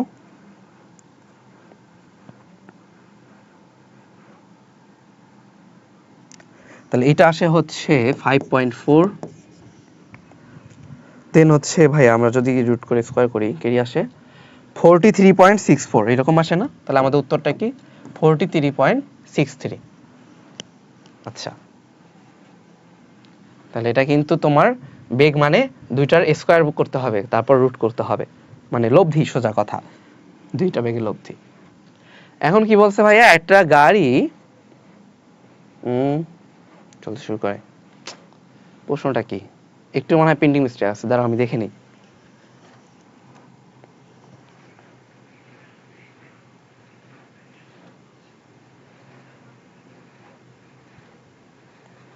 আচ্ছা, এই প্রশ্নটা আসলে কি ছিল, একটা গাড়ি সি অবস্থান থেকে 2 মিটার পার সেকেন্ড স্কয়ার ত্বরণে চলতে শুরু করে, ছিল কি 2 সেকেন্ড পর ক্রস, বেগ না, এটা হবে দূরত্ব, ঠিক আছে, দূরত্ব বা সরণ যেটা, এটা কত? তো আমরা ধরে নিচ্ছি ভাই দূরত্ব আর সরণ একই দিকে, তো এই জন্য দূরত্ব বা সরণ বলতেছি। যদি দিক আলাদা হইতো তখন দূরত্ব মান আলাদা আসতো, সরণের মান আলাদা আসতো। তো এখন দেখেন গাড়ি স্থির অবস্থান থেকে 2 মিটার পার সেকেন্ড স্কয়ার সমত্বরণে চলতে শুরু করে, তাহলে যেহেতু স্থির অবস্থা, তাহলে এস সমান কি half A T square, half A T square, তাহলে হাফ ইনটু 2 ইনটু টি স্কয়ারের ভ্যালু কত ভাইয়া, সেটা হচ্ছে 2 স্কয়ার, তাহলে সেটা কি আসে 4, তাহলে এখানে উত্তর হবে তোমার 4 মিটার। আচ্ছা, এর পরের প্রশ্নটা দেখো কি বলছে, একটা প্রাস ভূমির সাথে 30 ডিগ্রি কোণে 50 মিটার পার সেকেন্ড বেগে উপরের দিকে একটা বস্তুকে নিক্ষেপ করা হলো। এখন এই প্রাসটার, আচ্ছা এই ম্যাথটা তো আমরা আগেও দেখে আসলাম, যাই হোক, এটার কি অনুভূমিক পাল্লা এত, সর্বাধিক উচ্চতা এত, সর্বাধিক উচ্চতায় বেগের উল্লম্ব উপাংশ 0। এখন আমরা দেখবো যে কোনটা কোনটা সঠিক। তাহলে আমরা একটু ভ্যালুগুলো বের করার ট্রাই করি, অনুভূমিক পাল্লা, সর্বাধিক উচ্চতা আর এটা। তাহলে অনুভূমিক পাল্লার ভ্যালু কি ভাই, আর সমান হচ্ছে V naught square sine 2 theta by G, সর্বাধিক উচ্চতা ফর্মুলা কি এইচ সমান V naught square sine a square theta by two G. তাহলে তোমরা ভ্যালুগুলো বসায় সলভ করো, আমি দেখি এটা মিলতেছে কিনা। তাহলে আমিও করি।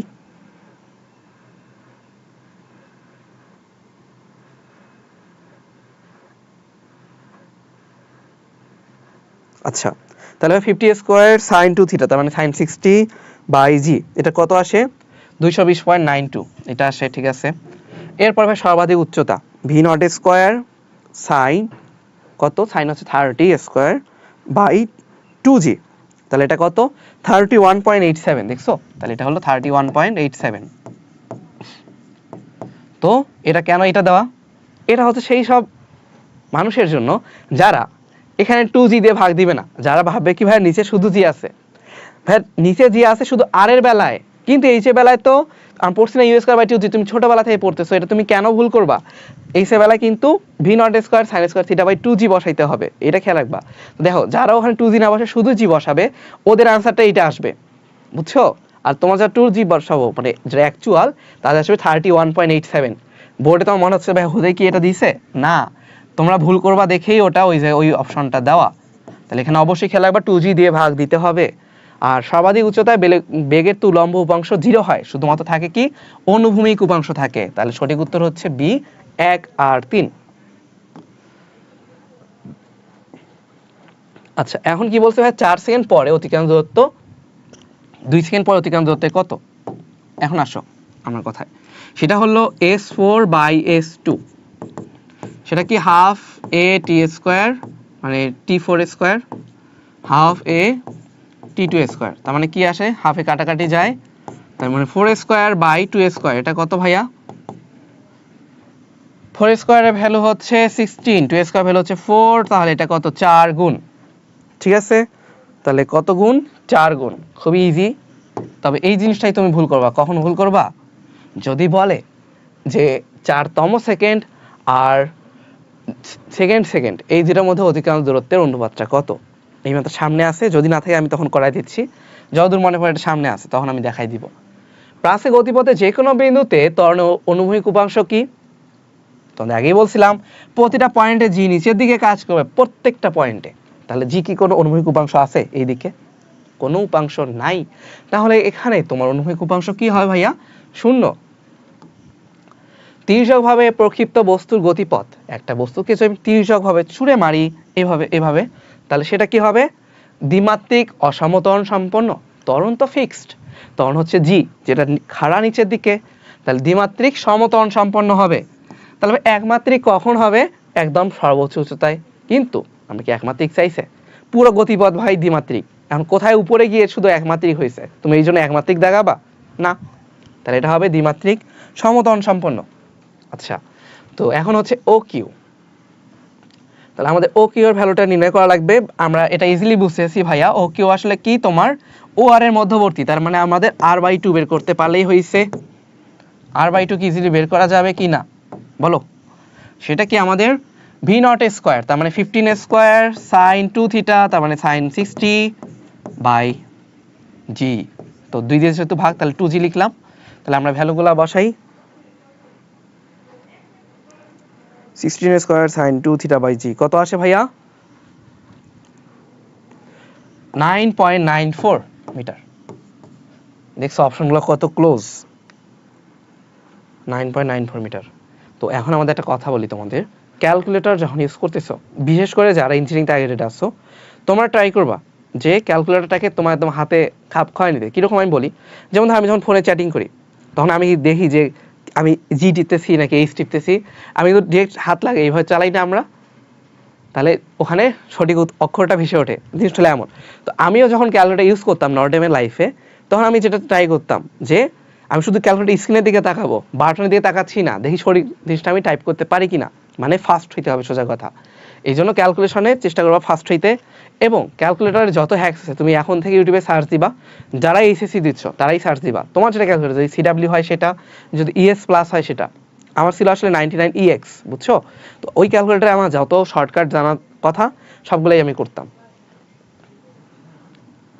অ্যান্ড আমার খেয়াল আছে যে ধরো তোমাদের আইসিডির সংখ্যা পদ্ধতি আছে না, সংখ্যা পদ্ধতি অনেকগুলো থাকে যে ভগ্নাংশযুক্ত, যেমন ধরো কি বলা যায় 6D.AB, এটা হলো হেক্সাডেসিমাল, এটাকে তোমার ডেসিমালে কনভার্ট করতে হবে, ঠিক আছে? এই জিনিসগুলো আমি ক্যালকুলেটরে বের করতাম। এখন হয়তো ভিডিও আছে ইউটিউবে, তুমি সার্চ দিলেই পাও ভগ্নাংশযুক্ত সংখ্যাগুলোকে বাইনারি ইয়াতে কনভার্ট করা এরকম। তখন আসলে কোনোটাই ছিল না, তুমি দেখবে যে ভিডিওগুলো তোমার আসতে হলো পরের দিকে আর কি, 23 সালের শেষের দিকে এরকম। বাট আমরা তো 22 সালে শুরু করছি, তখন তো এটা ছিল না। আমি নিজে 3 ঘন্টা ধরে জাস্ট এটা অ্যানালাইসিস করেছি কীভাবে এটা শর্টকাটে করা যায়। পরে ধরো নিজের মতো করে ক্যালকুলেটারে আমি এটা করছিলাম। আমার খেয়াল আছে যে 3 ঘন্টা আমি জাস্ট এই হ্যাক্সটা বানাইতেই দিছি। পরে দেখলাম যে এই আমাদের ইন্টারভিউ যখন হয়ে যায়, তখন এই ভিডিওগুলো আসলো যে ভগ্নাংশযুক্ত ইয়া কীভাবে কনভার্ট করা যায়। এটা কিন্তু অথচ আমি 1-1.5 বছর আগে নিজে বের করে রাখছি। বাট জিনিসটা আসলে একটু কঠিন, তো এই জন্য দেখা যায় আমি যখনই কাউকে বুঝাইতে যাইতাম, আমার ফ্রেন্ডদের মধ্যে কেউ ওইভাবে বুঝতে পারতো না যে আমি কীভাবে করতেছি, মানে প্যাচ লেগে যাইতো ওদের মধ্যে। তো এই কারণে দেখা যেত জাস্ট আমি এটা প্র্যাকটিস করতেছিলাম। আর পরে তো ধরো ইউটিউবে চলে আসলো নিয়মটা, বাট ইউটিউবে যদিও বেসিকটা দেয়নি, যাই হোক। তো তোমরা হচ্ছে ওই শর্টকাটটা দেখে নিবা, বুঝছো? ক্যালকুলেটর যত শর্টকাট আছে তুমি সব দেখে নিবা পারলে, তাহলে তখন তোমার টাইমটা সেভ হবে। আচ্ছা, এখন বলছে কি পি বিন্দুতে ভাইয়া পৌঁছাতে এত সেকেন্ড সময় লাগে। পি কি? সর্বোচ্চ উচ্চতা। সর্বোচ্চ উচ্চতায় পৌঁছানোর জন্য সময় কি লাগে ভাইয়া? সময় হচ্ছে u/g, মানে ইউ মানে কি v0 sin থিটা বা sin 30°/g। এটা হচ্ছে পি তে সময় পৌঁছানোর টাইম, টিপি। এরপর ওপি আর ওকিউ দৈর্ঘ্য সমান নয়, এটা তো বাচ্চাও বুঝতে পারে। ওকিউ হলো একটা সোজা রেখা, আর ওপি হলো বাঁকা করে যাওয়া, তাহলে অবশ্যই বাঁকা করে যাওয়াটা কি বেশি, এটা বড় হবে। তারপর পি বিন্দুতে বেগের উলম্ব উপাংশ 0। হ্যাঁ, পি বিন্দুতে বেগ শুধু অনুভূমিক দিকে আছে, তাহলে এখানে বেগের উলম্ব উপাংশ 0।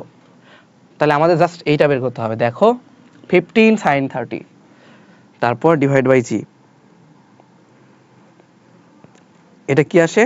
0.0765 আসে, 0.765 আসে, তাই না? এটা আসে, তাহলে মানে এটা সঠিক, এটাও সঠিক, এটাও সঠিক, তাহলে সঠিক উত্তর ডি, 1, 2, 3। পরের প্রশ্ন দেখি। চিত্রের মসৃণ আনত তল গড়িয়ে পড়া বস্তুর ত্বরণ কত? আমরা জানি এই তল বরাবর বস্তুর ত্বরণ হয় g sin থিটা। কত? g sin থিটা, যদি থিটা হয় এইটা, আর থিটা যদি ওইটা হয় তাহলে কিন্তু g cos থিটা হবে। তাহলে g sin থিটাটাই এখানে আমরা খেয়াল রাখবো। এখানে তোমাদের বেসিকটা যদি বলি, এটা জি একদম খাড়া নিচের দিকে, তাই না? তো এইখানে আমরা কি করবো, তলের সাথে আরেকটা লম্ব টানবো এরকম। তো তলের সাথে লম্ব আর এই অ্যাঙ্গেলটা আবার থিটা হয়, তো এই কারণে জি কস থিটা হইলো এই দিকে থাকে, আর জি সাইন থিটা হচ্ছে এই দিকে যায়। যদি তুমি বলো যে থিটা কিভাবে আসে, তাহলে তুমি ভেক্টর পর্যন্তই ভালো করে পড়ো নাই, বুঝছো? তাহলে তোমার এই যে সূত্রগুলো প্রতিপাদন করা, এটা তুমি কখনোই ভালোভাবে পড়ো নাই। এই জিনিসটা খুবই ইজি, তোমরা জাস্ট নিজেরা একবার ট্রাই করবা, আমি বলবো না এখানে কেমনে করা লাগবে, নিজেরা একবার ট্রাই করে দেখো যে এখানে থিটাটা আসে কিনা। আচ্ছা ঠিক আছে, একটা হিন্টস দেই, দেখো এই জায়গায় যে অ্যাঙ্গেলটা আছে, দাঁড়াও এটা নেই, এই অ্যাঙ্গেলটা কি এটার জন্য, এই ত্রিভুজের জন্যও আছে, তাহলে এই অ্যাঙ্গেলটা ভ্যালু কি 90 ডিগ্রি মাইনাস থিটা। আচ্ছা, আবার এই পুরোটাও কি 90 ডিগ্রি, তাহলে এটা যদি 90 ডিগ্রি মাইনাস থিটা হয়, এটাও কি থিটা। হিন্টস থেকে বুঝাই দিলাম। যাই হোক, তাহলে দেখা যাক সুষম বৃত্তাকার গতির বৈশিষ্ট্য কি। তার মানে এইভাবে আমি ঘোরাচ্ছি, তাই না? আমরা কি করি, দেখা যায় ওই যে চরকিগুলো টাইপ যে ঘোরাই, তোমাদের ইয়াতে কি বলে যায় না, ঈদের সময় তো বহুত ফাটাইতাম। তারপর এখন কি, এখন তো আর ফটকা ওইভাবে কেনা হয় না, ওই লাইফ লাইক দিস, সেটা হচ্ছে ওই যে কলা পাতা আছে না, ওই যে কলার যে ইয়াটা থাকে, ওটা ধরে এরকম তুমি শব্দ করবা জাস্ট, কলা নারিকেল গাছ এগুলো দিয়ে। আগে একটা সময় খেলা আছে যে ঈদের সময় আমাদের কি হইতো, দুই পাশে দুইজন দাঁড়াইতাম, মানে দুই গ্রুপ দাঁড়াইতো, এক গ্রুপের দিকে ধরো চকলেট বোমা এগুলা ছুড়ে মারতাম, এরকম হইতো। তারপর রকেট ইয়াগুলা, ঈদ আসলে তখনই বেশি এনজয়েবল ছিল, এখন তো বয়স বাড়তেছে, তো তোমাদের ঈদ হয়তো আরো কঠিন যাচ্ছে যে ভাইয়া সামনে আবার পরীক্ষা। আচ্ছা, সুষম বৃত্তাকার গতির বৈশিষ্ট্য কি? সমকৌণিক বেগ বিদ্যমান, হ্যাঁ ভাইয়া, সমান সময় সমান কৌণিক দূরত্ব অতিক্রম করবে, তাহলে ওমেগা সেম, সোজা কথা, ওমেগা ফিক্সড, ওমেগা ফিক্সড।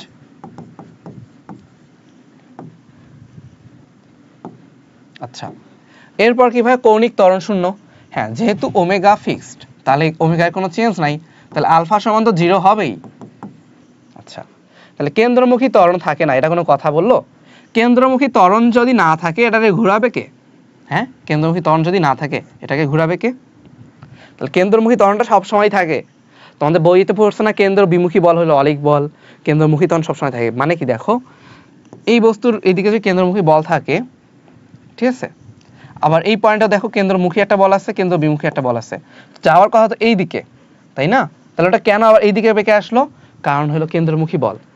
এর কথা হচ্ছে যে কেন্দ্র বিমুখী বল বলতে আসলে তেমন অস্তিত্ব নাই, ঠিক আছে? আসলে বলটা কেন্দ্রমুখী বল, এই বলটাই সব সময় কাজ করে কি, ধরো গতিপথ যেদিকে, মানে বেগ যেদিকে, তার সাথে 90 ডিগ্রি, বেগের সাথে 90 ডিগ্রি ভাবে কেন্দ্রমুখী ত্বরণটা কাজ করে, বা কেন্দ্রমুখী বলও 90 ডিগ্রি অ্যাঙ্গেলে কাজ করে, এই জন্য প্রতিটা পয়েন্টে তোমার দিকটা চেঞ্জ হচ্ছে।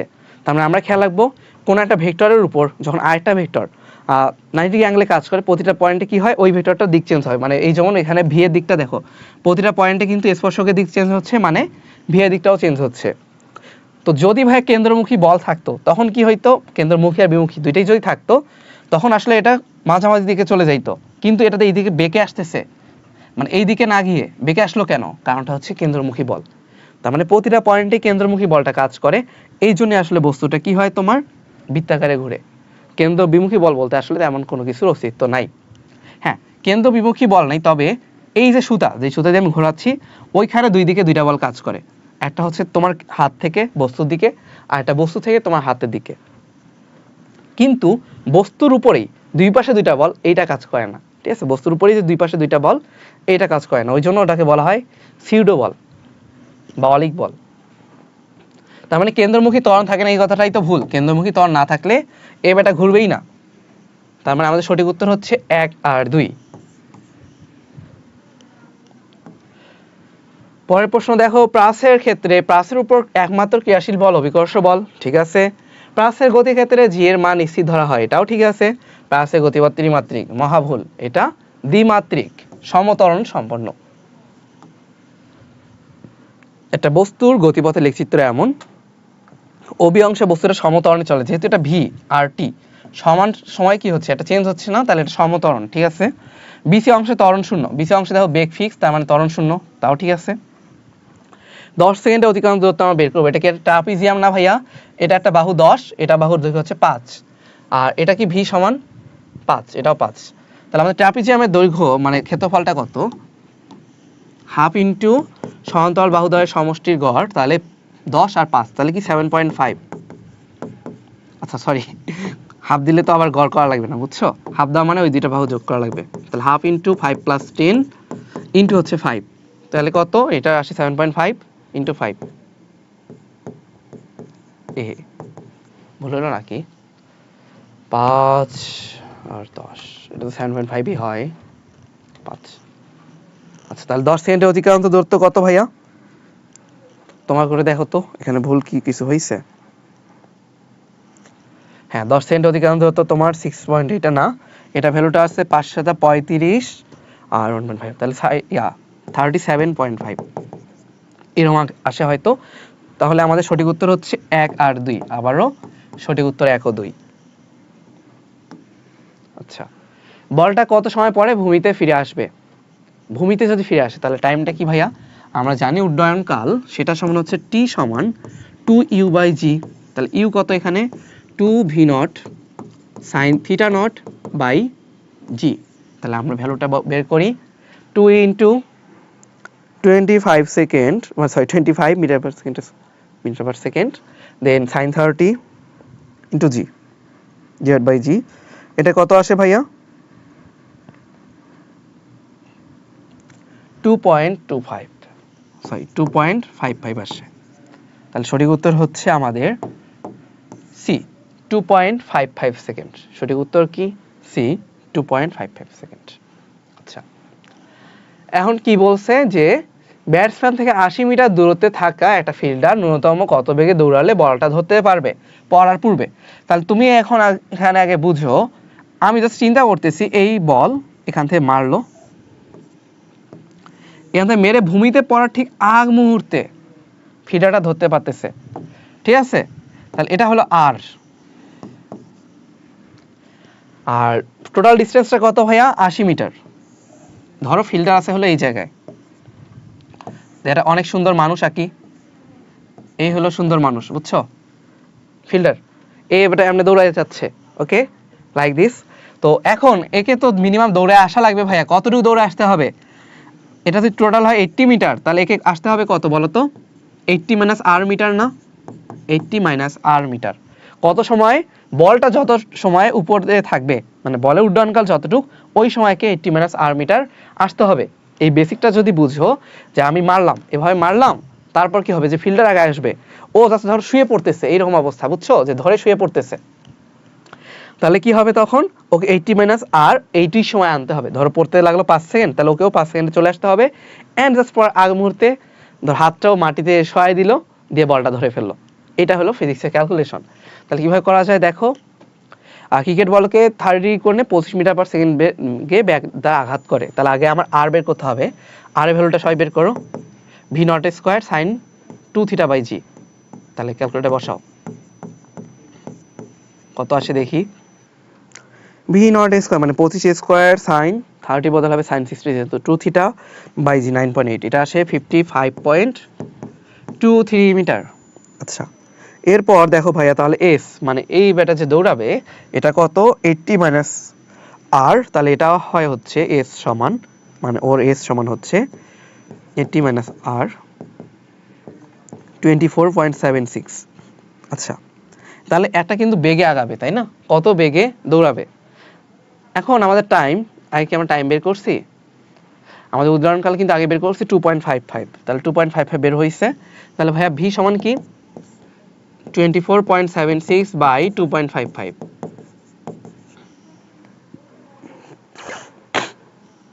কত আসে? 9.71। তাহলে এখানে সঠিক উত্তর কি হয় ভাইয়া? 9.72, 71 আসে বা 72। আচ্ছা, তাহলে এটা হচ্ছে আমাদের সঠিক উত্তর। পরের প্রশ্ন দেখো, ফোটার কনসেপ্ট সেটা কি? প্রথম ফোঁটা যখন ভূমিতে পড়ার মুহূর্তে তৃতীয় ফোঁটা ভূমিতে কত উচ্চতায় থাকবে? তাহলে প্রথম ফোঁটা যখন ভূমিতে পড়বে তখন তৃতীয় ফোঁটা কত উচ্চতায় থাকবে? এটা কি বলছে? 45 মিটার উচ্চতায় অবস্থিত একটা নল হতে সমান সময়ের ব্যবধানে পানির ফোঁটা ভূমিতে পতিত হচ্ছে। প্রথম ফোঁটা যখন ভূমিতে পড়ে তখন চতুর্থ ফোঁটা নল থেকে বের হওয়ার উপক্রম হয়। চলো জিনিসটা আমরা বোঝার ট্রাই করি। যে এই হচ্ছে একটা প্রথম ফোঁটা, ধরো এটা হচ্ছে নলটা, ঠিক আছে? নল থেকে এই পানিটা বের হইলো। আচ্ছা, পানি যেহেতু নীল দেই তাহলে বুঝতে সুবিধা হবে। তো কি বলছে, সমান সময় ব্যবধানে, তাহলে প্রথম ফোঁটা যখন ভূমিতে পড়ে তার মানে তখন কিন্তু আমার চৌথ ফোঁটা বের হয়েছে। তার মানে এখানে কি একটা দ্বিতীয় আছে, একটা তৃতীয়, তাহলে এটা হলো দ্বিতীয়, এটা হলো তৃতীয়। এখন ব্যাপারটা বোঝার ট্রাই করো, সমান সময় ব্যবধান, তার মানে এটা ধর প্রথম, এখান থেকে সমান সময় ব্যবধানে দ্বিতীয়, দ্বিতীয় থেকে সমান সময় ব্যবধানে তৃতীয়, তৃতীয় থেকে সমান সময় ব্যবধানে চতুর্থটা বের হয়েছে। তার মানে এখানে টোটাল টাইম কয়টা, সময় ব্যবধান যদি হয় স্মল টি, ভাইয়া প্রথম আর মানে প্রথমটা পড়তে তাহলে কত সময় লাগলো, 3t লাগছে না? বুঝছো আমার কথা? যেহেতু সময় ব্যবধান সমান, তাহলে প্রথমটা ধর 5 সেকেন্ড পরে দ্বিতীয়টা, তার 5 সেকেন্ড পরে তৃতীয়টা, তারও 5 সেকেন্ড পরে চতুর্থটা বের হয়েছে। তো কি বলছে, যখন চতুর্থটা বের হয়েছে তখন প্রথমটা মাটিতে পড়ছে, তাহলে এখন টোটাল সময় কি 15 সেকেন্ড। চতুর্থটা প্রথমটা কি 15 সেকেন্ড পরে বের হয়েছে, এটার অর্থ হইতেছে যে 15 সেকেন্ডে তোমার কি হয়েছে, এই যে প্রথম ফোঁটাটা ভূমিতে পড়ছে। এটা আমরা এখন বের করতে পারি, আমি তো 15 মুখের কথা বললাম, এখন দেখি তোমার প্রথম ফোঁটার জন্য টি কি হয়। টি সমান আমরা কি জানি, এইচ সমান যেহেতু হাফ জি টি স্কোয়ার, কার প্রথম ফোঁটা, তাহলে ভাই আমাদের কি আসে 45, তাই না? 45 সমান কি আসে হাফ জি 9.8 ধরবো, কি জি এর মান 10 বলা আছে এই জন্য, তাহলে 10 ধরতে হবে, 9.8 ধরা যাবে না। 10 ইন্টু টি স্কোয়ার, তাহলে এখান থেকে আমরা টি কি পাবো ভাইয়া, 45 ইন্টু 2 90 ভাগ 10 হচ্ছে 9, তাহলে টি সমান হবে 3 সেকেন্ড। বুঝছো, টি সমান 3 সেকেন্ড। তার মানে আমাদের এই যে গ্যাপগুলো প্রতিটাই কি এখন তাহলে 1 সেকেন্ড করে, যেহেতু টোটাল 3t সমান 3 সেকেন্ড, তার মানে প্রতিটাই কি 1 সেকেন্ড পরে বের হয়। এটা 1 সেকেন্ড, এটা 1 সেকেন্ড, এটা 1 সেকেন্ড, তাহলে এটা কি প্রথম ফোঁটা ফার্স্ট, এটা সেকেন্ড, এটা থার্ড, তখন ফোর্থ, ফোর্থের জন্য তখন টি সমান 0 হত, মানে এতে কোনো টাইম কাটায়নি এখনো, তাই না? আচ্ছা, তো এখন তুমি আমাকে বলো, প্রথম ফোঁটা হচ্ছে মাটিতে আছে, ঠিক আছে, দ্বিতীয় ফোঁটা ভাইয়া কত টাইম কাটাইছে, প্রথম ফোঁটা যদি 3 সেকেন্ড কাটায়, দ্বিতীয় ফোঁটার জন্য তার 1 সেকেন্ড পরে বের হয়েছে। প্রথম ফোঁটা 3 সেকেন্ড কাটায় ফেলছে, তো দ্বিতীয় ফোঁটা 1 সেকেন্ড পরে বের হয়েছে, তাহলে দ্বিতীয় ফোঁটার জন্য টাইম কত, টি2 সমান হচ্ছে 2 সেকেন্ড, মানে এটা 2 সেকেন্ড ধরে এতে আছে, বায়ুতে আছে। তৃতীয় ফোঁটার জন্য টাইম কি ভাইয়া, তৃতীয় ফোঁটাটা প্রথম ফোঁটার 2 সেকেন্ড পরে বের হয়েছে না, 1 সেকেন্ড 1 সেকেন্ড, তার মানে তৃতীয় ফোঁটার জন্য টি3 সমান হচ্ছে 1 সেকেন্ড।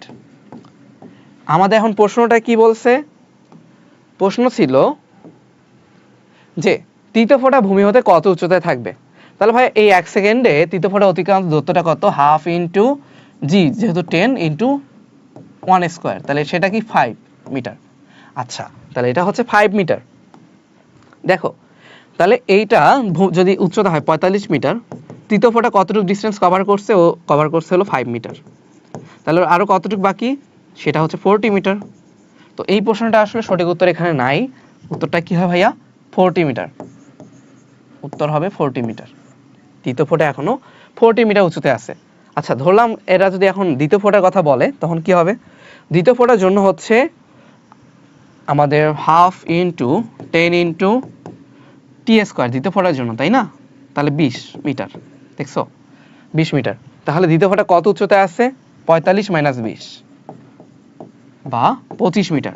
তার মানে প্রশ্নটা প্রিন্টিং মিস্টেক কিভাবে হয়েছে বুঝছো, এটা আসলে হওয়ার কথা ছিল তোমার দ্বিতীয় ফোঁটা, সেটা উত্তর হয়তো 25 মিটার, কিন্তু এখানে তৃতীয় ফোঁটা লেখার কারণে এখানে সঠিক উত্তরটা আসে নাই। আর যদি বলা হয় চতুর্থ ফোঁটা, আর ওটা তো উপরেই আছে 45 মিটার উচ্চতায়। তো এখন কি বলছে, প্রথম ফোঁটা যখন ভূমিতে পড়ে তখন তৃতীয় ফোঁটা আর দ্বিতীয় ফোঁটার বেগের অনুপাত কত। আচ্ছা, বেগের অনুপাতটা কি ভাইয়া, বেগ আমরা জানি v2 আর একটা যদি কি বলছে তৃতীয় আর দ্বিতীয়, আচ্ছা আগে v3 লিখতে হবে, তাইলে v3 বাই v2, এটা কি বলতো, বেগ সময় সমানুপাতিক না, তাহলে কি t3 by t2, t3 value হলো 1 সেকেন্ড আর t2 এর ভ্যালু 2 সেকেন্ড, এটা আমরা জানি। তাহলে অ্যান্সার কি আমাদের 1:2, তাহলে অ্যান্সার হচ্ছে 1:2। বি বিন্দু থেকে নিক্ষিপ্ত বস্তুটার 1 সেকেন্ড পরে বেগের উল্লম্ব উপাংশ কত, তাহলে এটা বের করতে হবে 1 সেকেন্ড পরে, তার মানে কি অ্যাঙ্গেল দেওয়া আছে 40 ডিগ্রি, তাহলে বেগের উল্লম্ব অংশ বিভি সমান কি 30 sin 40 ডিগ্রি মাইনাস জিটি, তাহলে 9.8 1 এক সেকেন্ড বলছে, তাহলে ভ্যালু বসাও 30 sin 40 মাইনাস 9.8 ইন্টু 1 কত আসে ভাইয়া 9.48 তাহলে आंसर হবে 9.48 মিটার পার সেকেন্ড পরের প্রশ্ন দেখি যদি লক্ষ্যবস্তুটিতে আঘাত করতে প্রাস দুটি একই সময় নেয় তবে কি হবে আচ্ছা লক্ষ্যবস্তু তো লক্ষ্যবস্তু অনেকের একই জিনিসটা তুমি চিন্তা করো এটা বাস্তব লাইফের সাথে কেউ হচ্ছে নিচ থেকে যাত্রা শুরু করে ঠিক আছে আর কেউ উপর থেকে যাত্রা শুরু করে কিন্তু এরা একটা সময় একই জায়গায় পৌঁছায় জিনিসটা আমি কিভাবে বোঝাচ্ছি দেখো ধরো তুমি গ্রাম থেকে ক্লাসটা করতেছো গ্রামে কেউ তোমার যাত্রাটা হয়তো একটু নিচ থেকে তাই না তোমার ফ্যাসিলিটি অনেক কম কিন্তু যে ধরো শহরে আছে ওর জন্য ফ্যাসিলিটি অনেক বেশি দিন শেষে তোমরা যদি পরিশ্রম করো ঠিকভাবে তখন কি হবে ঠিকভাবে পরিশ্রম করলে দেখা যাবে দুইজন একই জায়গাতেই আসো দুইজনই ভালো জায়গাতে আসো সেটা হচ্ছে এই সেই লক্ষ্যবস্তুটা বুঝছো জাস্ট বাস্তব লাইফের মতো আসলে তোমার পড়াশোনা ইন্টেনশনটা নিজের মধ্যে থেকে আসতে হয় যেমন ধরো আমার একটা ছোট ভাই আছে ও ক্লাস 8 এ পড়ে ওকে গেলে দেখা যায় আব্বু আম্মুকে পড়ার কথা বলতে হয় আমাকে কখনো আব্বু আম্মু বলে নাই যে তুমি পড়তে বসো আমার কথা হচ্ছে আমার পরিচয় এখন স্টুডেন্ট এখন ধরো একটা পরিচয় আছে যে টিচার হিসেবে যাই হোক তখন তো আমি স্টুডেন্ট ছিলাম তাই না তখন কি আমার কোনো বাড়তি পরিচয় আছে তোমার পরিচয় এটাই স্টুডেন্ট তোমার পরিচয় তোমাকেই বিল্ড আপ করতে হবে যে ভাইয়া আমার পরিচয় এটা এই পরিচয়টা বিল্ড আপ করতে গেলে বা একটা আত্মসম্বোধ নিয়ে বাঁচতে গেলেও তো তোমার পড়াশোনাটা করা উচিত কারণ তোমার তো আর কোনো আইডেন্টিটি নাই তুমি কি তোমার আব্বুর পরিচয় দিয়ে সারা জীবন বেড়াবা বা ধরো তুমি কোথাও গেছো তুমি তো পরিচয় দাও আমি এখানকার স্টুডেন্ট তো এই পরিচয়টাকে আরো স্ট্রং করো না তো এই জন্য আমার মধ্যে এটা টেন্ডেন্সি কাজ করতো যে আমার নিজের আইডেন্টিটিটাকে বিল্ড আপ করতে হবে যে মানুষ যাতে হচ্ছে আমাকে আমার পরিচয়ই চিনে যেটা তানিম আমার আব্বু আম্মু কে কি করে এটা যাতে জানা না লাগে বুঝছো আচ্ছা তো এখন দেখো তোমার আমাদের কি বলছে দুইটা একই সময় নেয় লক্ষ্যবস্তু কিন্তু একটা নির্দিষ্ট দূরে তার মানে তোমার এইটা আগে বুঝে রাখো বি থেকে টি এর ডিসটেন্সটা সবার জন্য সেম বুঝছো তার মানে ভাই এইটাও যে দূরত্বটা অতিক্রম করছে আমরা যদি ধরি টি সময় নিল একই সময় নিছে তার মানে ভিএ ইন্টু টি এটা সমানই কি তোমার ভিবি কস থিটা ইন্টু টি না কেন ভাইয়া এই দুইটার কোন ডিসটেন্সটা সেম তুমি কি বলতে পারবা যে এদের উলম্ব দূরত্ব এগুলা সেম না বা এদের যে গতিপথটা সেম না এদের সেম হচ্ছে তোমার অনুভূমিক যে দূরত্বটা অতিক্রম করছে সেটা তাহলে আমাকে তো অনুভূমিক বেগটাই নিতে হবে প্রথমটার একটাই বেগ আছে সেটা হলো অনুভূমিক তাহলে সেটা ভিএ ইন্টু টি টাইম যেহেতু টি পরেরটার বেগ দুইটা একটা হচ্ছে উলম্ব বেগ আর একটা হচ্ছে অনুভূমিক বেগ তাহলে উলম্ব বেগ হচ্ছে ভিবি কস সাইন 30 ডিগ্রি অনুভূমিকটা হলো ভিবি কস 40 ডিগ্রি 30 হচ্ছে স্লিপ আপ টাইম হয়ে গেছে এটা হবে 40 ডিগ্রি বুঝছো তার মানে আমার কথা হচ্ছে এখানে ভিএ সমান কি ভিবি কস থিটা এটা বুঝছো ভিএ সমান ভিবি কস থিটা এর মানে কি এটারও যেটা অনুভূমিক বেগ পরেরটারও অনুভূমিক বেগটা সেম হবে অনুভূমিক বেগ সেম হওয়ার ফলে 5 সেকেন্ডে এটা যতটুকু যাবে এটাও 5 সেকেন্ডে অনুভূমিক দিকে ততটুকুই যাবে এটা তো বুঝছো আশা করি তাহলে আমাদের आंसर হচ্ছে এইটা পরের প্রশ্ন দেখো নিচের দূরত্ব বনাম সময় কোনটা সম্ভব নয় মনে তো হচ্ছে ভাই সবই সম্ভব তাই না মাউন্টেন ডিউ খাবো তারপর ডুডা ডিউ করব তো এখন কথা হচ্ছে এই গ্রাফের বেলায় দেখো তোমার টাইম হচ্ছে 0 কিন্তু এস এর ভ্যালু হুট করে বেড়ে গেছে এটা কোনো পসিবল টি সমান 0 সময় তুমি হুট করে এত দূর যাবা মানে ভাই টাইম তো মিনিমামটা লাগবে ন্যানো সেকেন্ড পিকো সেকেন্ড ফেমটো সেকেন্ড যাই হোক না কেন টাইম তো লাগবে টি সমান 0 সেকেন্ডে যদি তুমি এত দূর আগায় যাও এটা কেমনে হইলো তাহলে এটা কি কখনো পসিবল না তো এটাই হচ্ছে आंसर যে টি সমান 0 সেকেন্ডে কখনো এরকমটা হওয়া পসিবল না বুঝছো বাকি সবগুলাই পসিবল দেখো এখানে কিন্তু টি এর সাথে মানটা ধীরে ধীরে বাড়তেছে এখানে হুট করে বেড়েই শুরু হয়েছে এটা তো পসিবল না তাহলে এটা সম্ভব না বাকিগুলো সম্ভব এরপর নিচে কোনটা দোলন গতির উদাহরণ দোলন মানে কি দুলতেছে কোন গতি দেখো ঘড়ি কাঁটা গতি এটা পর্যায়বৃত্ত গতি বা বৃত্তাকার গতি এটাও পর্যায়বৃত্ত বৃত্তাকার গতি এটাও পর্যায়বৃত্ত বৃত্তাকার গতি পরেরটা কি সুরশলাকার গতি সিম্পল হারমোনিক মোশন দোলন গতি বা অসিলেশন এবং পর্যায়বৃত্ত গতি তার মানে বাকিগুলো শুধু পর্যায়বৃত্ত গতি এটা হচ্ছে দোলন গতি কি ভাইয়া যে গতিতে বস্তুর দোলন সময়ের মানে যে টোটাল পর্যায়কালটা আছে সেটার অর্ধেক সময় একদিকে থাকে বাকি অর্ধেক সময় বিপরীত দিকে থাকে অর্ধেক সময় একদিকে বাকি অর্ধেক সময় বিপরীত দিকে আচ্ছা, আমরা নেক্সট প্রশ্ন দেখি, সেটা হচ্ছে সিডি রেখার ত্বরণ কত। এখানে দেখো ভাই সিডি রেখা হচ্ছে এটা, তাই না? এই সিডি রেখার আমাদের ত্বরণ বের করতে হবে। তো সিডি রেখার ত্বরণ বের করতে গেলে আমরা কি করব, এ সমান হচ্ছে VD minus VC by T, তাই না? Last point minus first point divided by T. তুমি এখন চিন্তা করো এই ডি বিন্দুর জন্য বেগের মান কত। ডি বিন্দুর জন্য বেগের মান হলো 0, আর সি বিন্দুর জন্য বেগের মান কত, সেটা হচ্ছে 10, তাই না? আচ্ছা, আর সময় ব্যবধান হলো আমাদের 5 সেকেন্ড, তাহলে কি ভাই -2। কথা হচ্ছে তুমি মাইনাস দেখাবা নাকি প্লাস দেখাবা। এখানে যদি মন্দন বলতো তাহলে আমি দিতাম কি +2, যেহেতু এখানে ত্বরণ বলছে আমরা শেষ বেগ মাইনাস আদি বেগ এই ফর্মুলা ইউজ করব, অ্যান্ড সেটার উত্তর হবে আমাদের কি মাইনাস। তাহলে যদি ভাই মন্দন বলতো তাহলে প্লাস হইতো, আর যেহেতু ত্বরণ বলছে এই জন্য -2 মিটার/সেকেন্ড², এটা আমাদের হবে উত্তর। বলছে শেষ 10 সেকেন্ডে অতিক্রান্ত দূরত্ব কত। তুমি দুইভাবে করতে পারো, এটা হলে চতুর্ভুজ দেন ত্রিভুজের ক্ষেত্রফল বের করে। আমি ডিরেক্ট ট্রাপিজিয়াম হিসাবে করতেছি।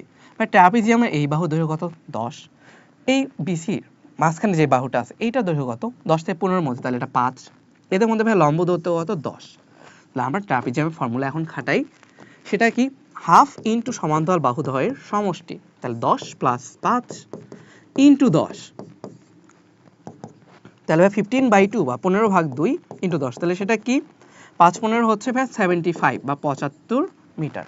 তাহলে আমাদের উত্তর হচ্ছে এখানে 75 মিটার, তাই না? হয়েছে না?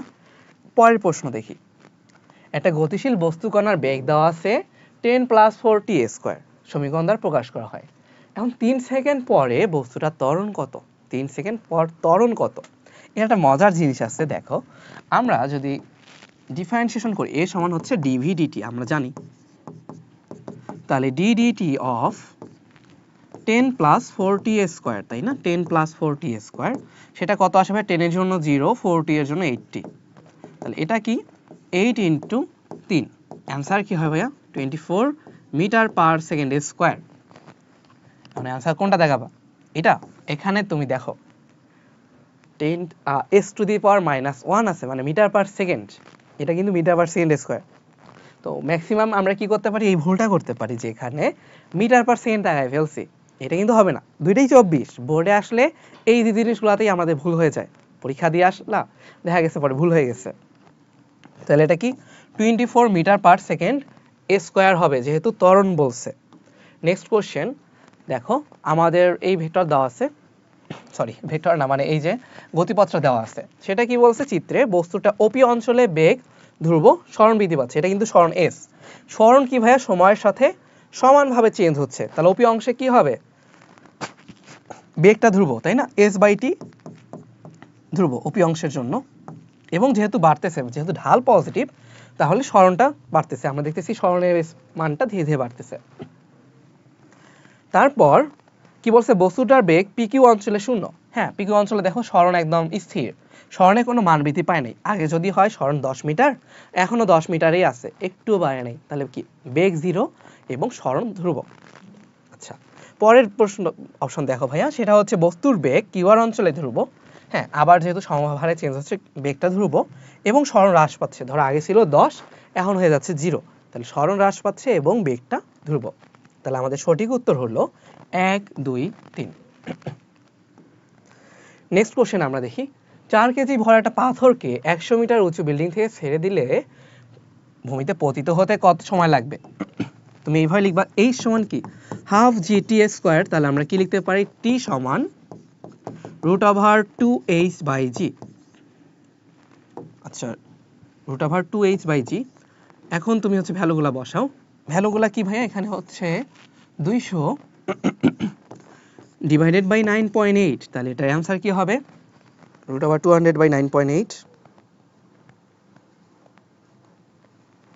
সেটা আসে হচ্ছে আমাদের 4.5 সেকেন্ড। কত ভাইয়া 4.5 সেকেন্ড, তাহলে আমাদের সঠিক উত্তর হচ্ছে 4.5 সেকেন্ড।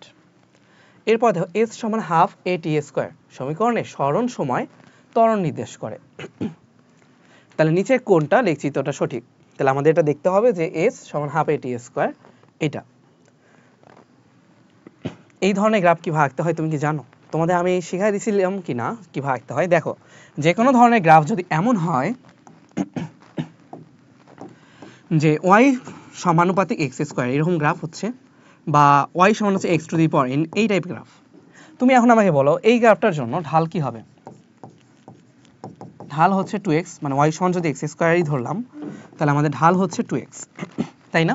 তাহলে তুমি চিন্তা করো ভাইয়া, x যখন 0 ঢাল তখন 0, x যখন 0 ঢাল তখন 0, x যখন ইনফিনিটি ঢাল তখন ইনফিনিটি, x যখন ইনফিনিটি ঢাল তখন ইনফিনিটি।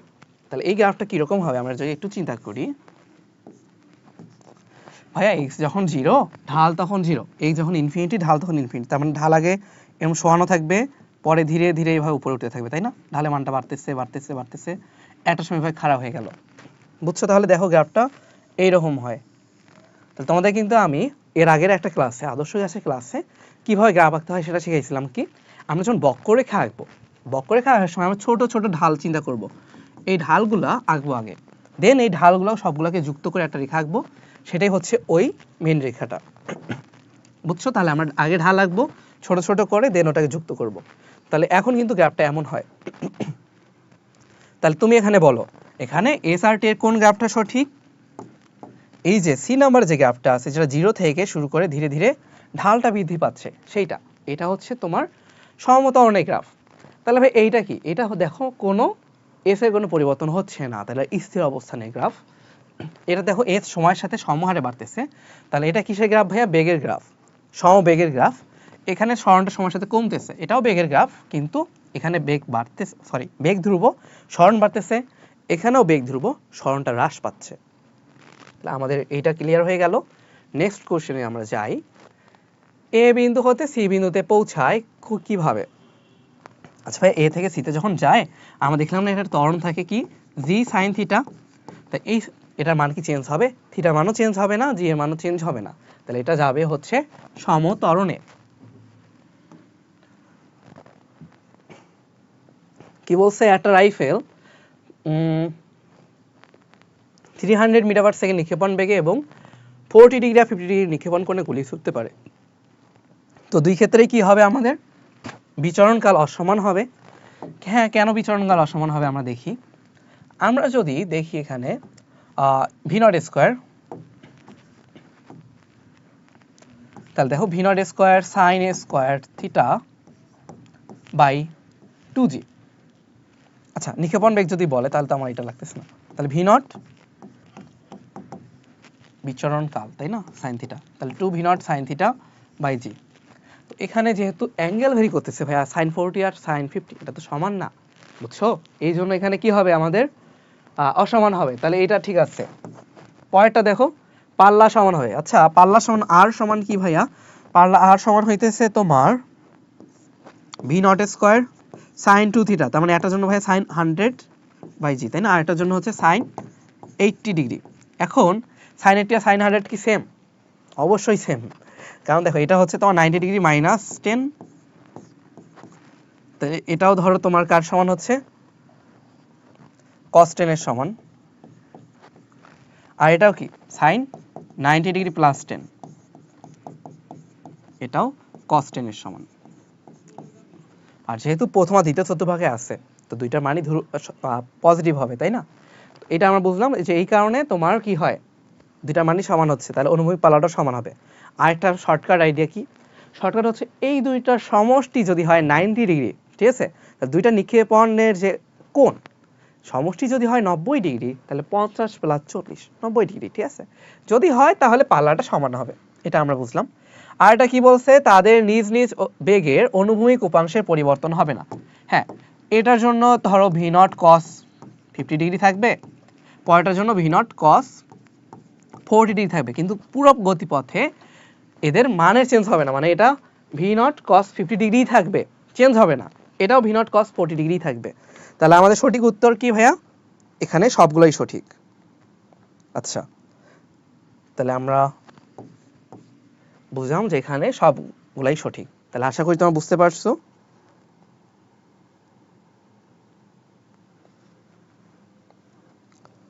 এখন আমরা নেক্সট কোশ্চেন দেখি। বস্তুর বেগ দেওয়া আছে 6t square plus 2t 2 second পরে এটা সরণ কত এটা আমাদের বের করতে হবে।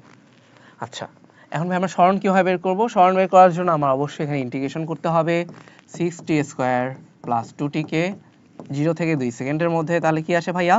আর t কিউব বাই 3 আসে, তাহলে আমি লিখব কি 2t কিউব প্লাস এটা কি আসে t স্কয়ার বাই 2, তাহলে প্লাস t স্কয়ার এরকম আসতেছে না? মুখে মুখে করলাম। তো এখন এখানে যদি 2 আর 0 বসাও, 0 এর জন্য কোনো মান নাই, 2 এর জন্য 2 কিউব তখন হচ্ছে 16, 2 কিউব মানে কি 8, 8 দুগুণে 16 আর এখানে হচ্ছে 4 20, তাহলে কত ভাইয়া 20 মিটার। তাহলে এখানে आंसरটা কত 20 মিটার। তোমরা যা ক্যালকুলেটর দিয়ে করতে চাও তা ক্যালকুলেটর দিয়ে করে দেখো তো মিলে কিনা। আচ্ছা পরের প্রশ্ন দেখি, একটা পাখা প্রতি মিনিটে 30 বার ঘুরছে, এটার কৌণিক বেগ কত? প্রতি মিনিটে 30 বার, বুঝছো? প্রতি মিনিটে 30 বার, তাহলে ভাইয়া 30 বারের জন্য প্রতিবারই ঘুরে 2 পাই করে, তাহলে 30 বার কি 30 * 2 পাই। আচ্ছা মিনিটে ঘুরতেছে, তাহলে ওমেগা সমান কি 30 * 2 পাই, এটা হলো কৌণিক সরণ বা থিটা ডিভাইড বাই টি, যেটা হলো 60 সেকেন্ড, তাই না ভাইয়া? তাহলে এটা কি হবে পাই রেডিয়ান পার সেকেন্ড। তাহলে আমাদের কৌণিক বেগ কত ভাইয়া? পাই রেডিয়ান পার সেকেন্ড। দাঁড়াও, কৌণিক বেগ কত? এ ভাই কৌণিক বেগের একক আবার সেকেন্ড স্কয়ার হলো কেন? আচ্ছা হয়তো প্রশ্নে ভুল ছিল অথবা টাইপিং মিস্টেক, বুঝছো? তাহলে এটা তুমি হবে কি -1 হবে। ওকে আমরা নেক্সট কোশ্চেনে যাই। নিক্ষিপ্ত বস্তুর অনুভূমিক বেগ কত? কি বল 60 ডিগ্রি কোণে 10 মিটার পার সেকেন্ড বেগে ছুড়ে দিছি। cos 60 মান কত ভাইয়া? হাফ, তাহলে 10 cos 60 ডিগ্রি। আচ্ছা ভাইয়া বল ডাকতেছে, আপুরা মাইন্ড করিও না, ঠিক আছে, অভ্যাস হয়ে গেছে এটা আর কি। তাহলে এটা হচ্ছে 5 মিটার পার সেকেন্ড, তাহলে এটা হচ্ছে 5 মিটার পার সেকেন্ড। আচ্ছা দেন দেখো ঘড়ি মিনিটে কাটার দৈর্ঘ্য কমলে, মিনিটে কাটার দৈর্ঘ্য কমলে কি তোমার সময় কোনো পরিবর্তন হবে? মানে বড় ঘড়িতে যে টাইম দেয়, আমার ধর হাতের ঘড়িতে তো একই সময় দেয়, তাই না? তার মানে এইটা তোমার ডিপেন্ড করছে কৌণিক বেগের উপর, বুঝছো? ঘড়ি কাটার লেন্থের উপরে না, সময়টা। তো যাই হোক এখন আমাদের কথা হচ্ছে যদি ঘড়ি মিনিটে কাটার দৈর্ঘ্য কমে রৈখিক বেগ বাড়বে নাকি কমবে? আমরা জানি ওমেগা এখানে ফিক্সড আছে, তাই না? টাইমের তো কোনো চেঞ্জ হয়নি, তার মানে ওমেগা ফিক্সড। কারণ কি ভাই ওমেগা মিনিটে কাটার জন্য হলো 2 পাই বাই আমরা দেখছি 3600 সেকেন্ড, যেহেতু মিনিটে কাটার পর্যায়কাল 60 মিনিট, তাই। আচ্ছা ওমেগা ইন্টু আর, ভি সমান ওমেগা আর। তো যেহেতু এইটার দৈর্ঘ্যটা চেঞ্জ হচ্ছে, আর এর ভ্যালুটা এটা যদি হ্রাস পায়, দৈর্ঘ্য যদি কমে তাহলে ভিও কমবে। তাহলে আমরা কি বুঝলাম? রৈখিক বেগ কমে কৌণিক বেগ স্থির থাকে। তাহলে কি হচ্ছে? রৈখিক বেগ কমতেছে, কৌণিক বেগ স্থির থাকবে। স্থির অবস্থা থেকে কোনো বস্তু কণা সুষম ত্বরণে যাত্রা শুরু করলো, এই যে চতুর্থ আর তৃতীয় সেকেন্ডে অতিক্রান্ত দূরত্বের অনুপাত কি? তোমাদের এটাই বলছিলাম যে আমরা এরকম একটা ম্যাথ করব, সেটা হচ্ছে s fourth by s third. ভাইয়া n তম সেকেন্ডে অতিক্রান্ত দূরত্বের ফর্মুলাটা কি? u plus half a 2t minus 1, তাহলে 2 × 4 - 1, এটা কি u প্লাস হাফ a 2 × 3 - 1, ঠিক আছে? মজার ব্যাপার হইতেছে ভাইয়া ইউ তো 0, তাহলে এটা মিশিয়ে দিলাম। আচ্ছা তাহলে হাফ এ গুলা কাটাকাটি যাবে না, কাটাকাটি গেল, কেটে দিলাম। কাটাকাটি করতেই সব থেকে বেশি মজা, ম্যাথ করতে গিয়ে এটাই মজা লাগে। তাহলে এটা কি হচ্ছে উপরে ভাইয়া 8 - 1, তাহলে 7, নিচে 6 - 1, তাহলে হচ্ছে 5। তাহলে আমাদের উত্তর কি? আমাদের উত্তর হচ্ছে 7/5। নেক্সট কোশ্চেনে যাই। বৃত্তাকার পথে সমান সময় সমান কৌণিক দূরত্ব অতিক্রমকারী কোন কণার রৈখিক বেগের কি হবে? আচ্ছা সমান সময় সমান কৌণিক দূরত্ব চাই, অর্থাৎ ওমেগা ফিক্সড। ওমেগা যদি ঠিক থাকে এখানে প্রতি মুহূর্তে কিসের চেঞ্জ হবে? দেখো এখানে কি হয় আমাদের প্রতিটা মোমেন্টে, এখানে বেগের দিক এইদিকে, এখানে বেগের দিক এইদিকে, এখানে বেগের দিক এইদিকে, তার মানে ভাই এটা কিন্তু ভি থাকবে। কেন? কারণ আর এর মান সেম, আর ফিক্সড ওমেগা ফিক্সড, তাহলে ভি সমান যেহেতু ওমেগা আর, তো এটা কি হবে ভ্যালুটা সেম থাকতেছে, কিন্তু প্রতিটা মোমেন্টে কি আমাদের বেগের দিক হয় স্পর্শক বরাবর, যেটা মান প্রতিনিয়ত চেঞ্জ হয়। তাহলে কি হয় ভাইয়া? শুধুমাত্র দিকের পরিবর্তন হবে, মানে কোনো পরিবর্তন হবে না, শুধু দিকের পরিবর্তন হবে। পরের প্রশ্ন দেখি আমরা। r সমান 45 সেন্টিমিটার, p এর সরণ কত? আচ্ছা, এটা কিন্তু এই দিকে ঘুরতেছে, তো এই দিকে ঘোরা মানে একবার ধর এই পয়েন্টটা এইখানে যাবে উপরের দিকে, তারপর এখানে আসলো এইটা পয়েন্ট, মানে আমার কথা বুঝতেছো যে আমাদের এখানে আসলে কতটুকু ঘুরছে এই বস্তুটা। দেখো বস্তুটা যদি পুরোটা পরিধির সমান ঘুরতো তাহলে এটা আবার এই পয়েন্টে আসতো, তাহলে ভাই পরিধির সমান ঘুরে নাই, ঠিক আছে? তাহলে বস্তু পরিধির সমান ঘুরে নি, তাহলে এইখান থেকে যে ডিস্টেন্সটা আছে আমরা জানি এটা হয়তো পরিধির সমান যদি পুরোটা ঘুরতো, যেহেতু পুরোটা ঘুরে নেই এটা কি হবে, এই ডিস্টেন্সটা হবে 2πr থেকে আমরা কি করব 2πr। আচ্ছা, পরিধির সমান ঘুরলে হইতো, কিন্তু ও এতটুকু অংশ ঘুরে নেই। এতটুকুর লেন্থ কত ভাইয়া? এতটুকুর লেন্থ হচ্ছে, এটা যদি 2πr হয় মাইনাস কি 2πr/4, যেহেতু 4 ভাগের 1 ভাগ, তাহলে আমরা কি লিখতে পারি 2πr মাইনাস πr/2। তাহলে আমাদের কি লেখা যায় এটা, তাহলে 3πr/2, এটা হলো তোমার এখানকার এতটুকু ডিসটেন্সটা, তাই না? এখন বলছে কি ভাই সরণ চাইছে। সরণ মানে কি, শুরু থেকে শেষ অবস্থানে যে সরলরৈখিক দূরত্ব সেটাকে বলা হয় সরণ। তাহলে এইটা তো গেল, আবার এখানে কিন্তু আর পরিমাণ ডিসটেন্স আছে, তাই না? এইটা যেহেতু আর। আচ্ছা, তাহলে আমি তোমাদের এই জিনিসটা আরেকটু আগে দেখাই।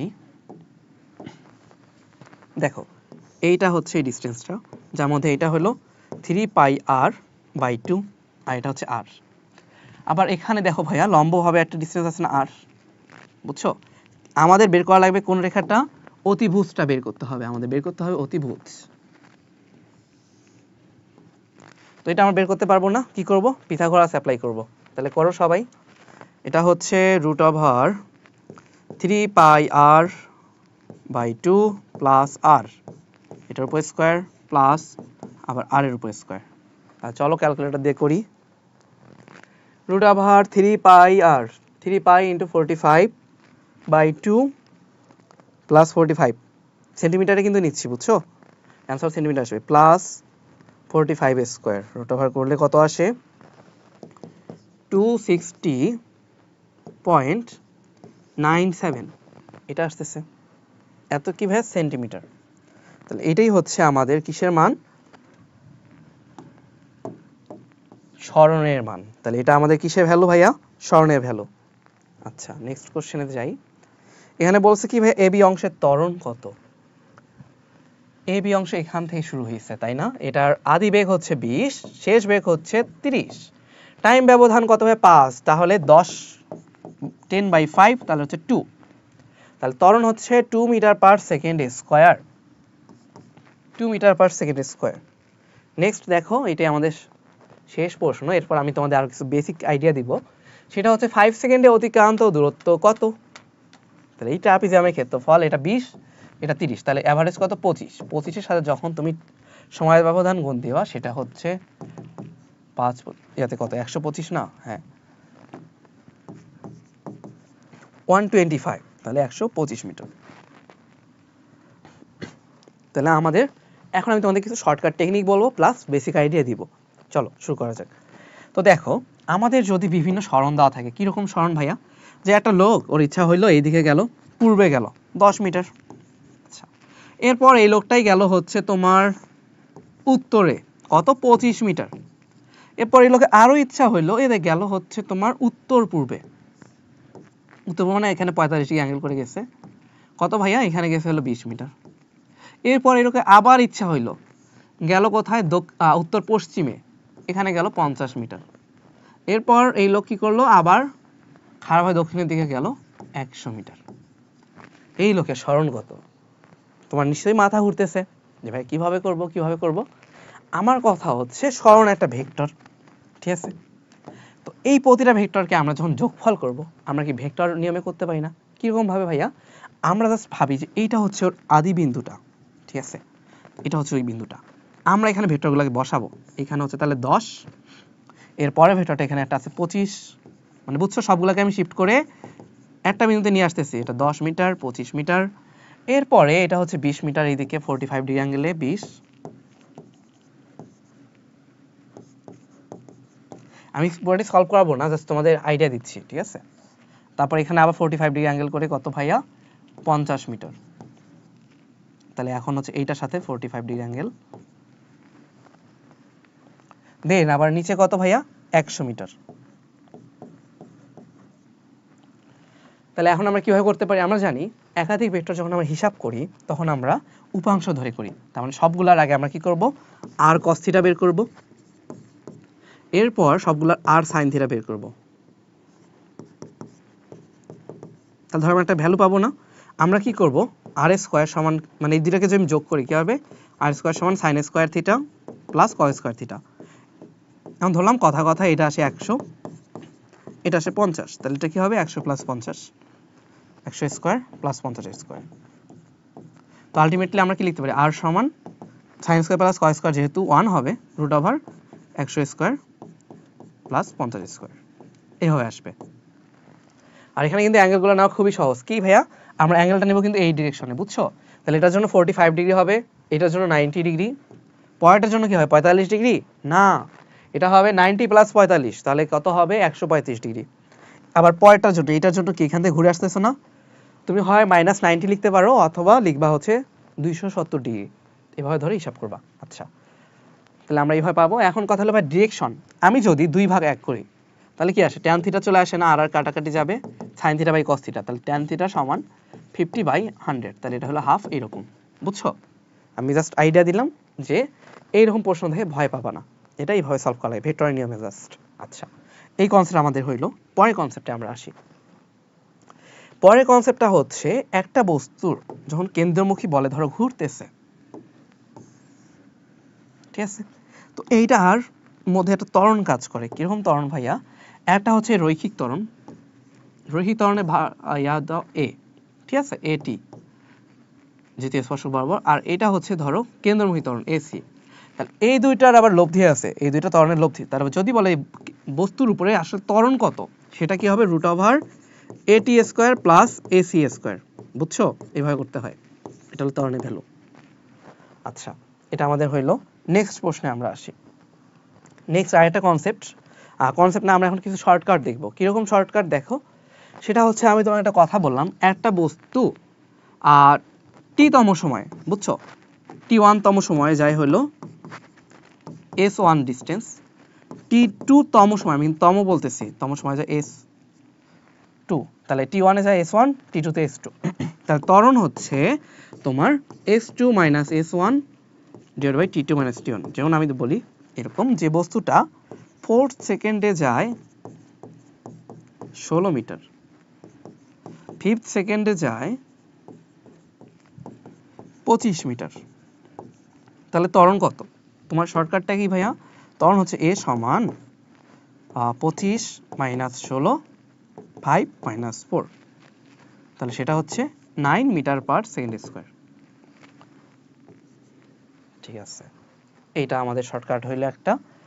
এরপর আরেকটা প্রশ্ন, ধরো তোমার নাম হলো আবুল, আচ্ছা আবুল না বলে অন্য কিছু বলি, ধরো তোমার নাম, যাই ধরো তোমার নাম, বুঝছো? তাহলে আমি এটা তানিম, ঠিক আছে।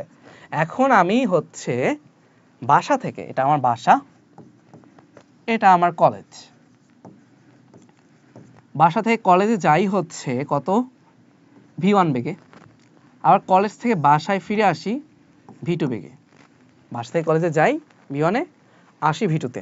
এখন আমার গড় বেগ কত, গড় দ্রুতি কত, এটা বের করতে হবে। তাহলে গড় বেগ মানে কি ভাইয়া, মোট সরণ ভাগ মোট সময়। তাহলে এখানে সরণ কত, যেহেতু ফিরে আসছি সরণ 0, তাহলে 0 ভাগ সময় কত জানি না, যাই হোক, তাহলে এটা হচ্ছে 0। এখন ঝামেলা হলো আমার গড় দ্রুতিতে, গড় দ্রুতি সমান হচ্ছে মোট দূরত্ব ভাগ মোট সময়।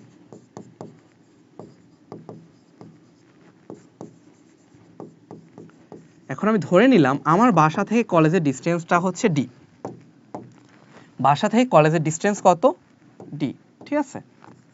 তাহলে আমার মোট দূরত্ব কত 2d। আচ্ছা, সময় ভাইয়া যাওয়ার সময় টাইমটা কত d/v1, আবার যখন ব্যাক করতেছি সেটা কি d/v2, তাই না? দুইবার দুইটা সময় আমরা কাউন্ট করলাম।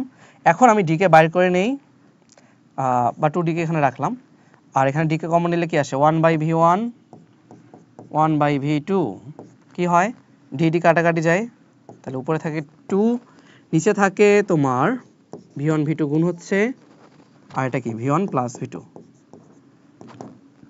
তাহলে সেটা কি 2v1 v2 by v1 plus v2 এটা। তাহলে এখন আমি তোমাকে প্রশ্নটা দেখাই, প্রশ্নগুলো এরকম আসে এমসিকিউতে দেখবা যে তোমার বাসা থেকে স্কুলে যায় v1 সমান 4 মিটার পার সেকেন্ড বেগে, ব্যাক করে হচ্ছে v2 সমান 5 মিটার পার সেকেন্ড বেগে।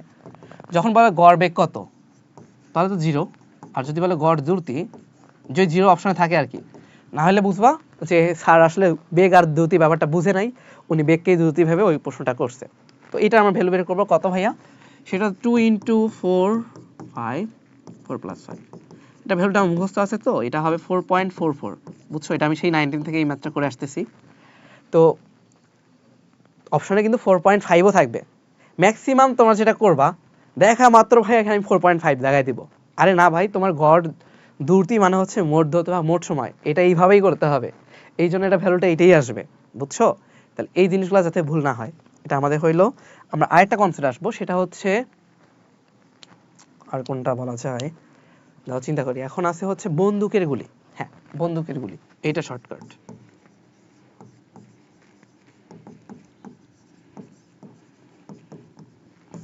শর্টকাটটা হচ্ছে এস দূরত্ব যাওয়ার পর বেগ ভি সমান যদি হয় u/n, ঠিক আছে, হলে আরো যাবে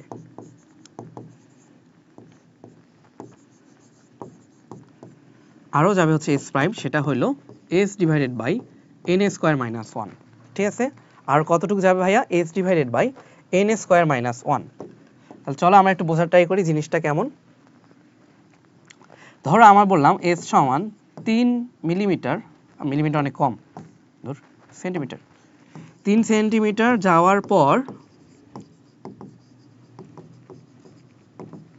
বেগ অর্ধেক হয়, তাহলে আর কত দূর যাবে,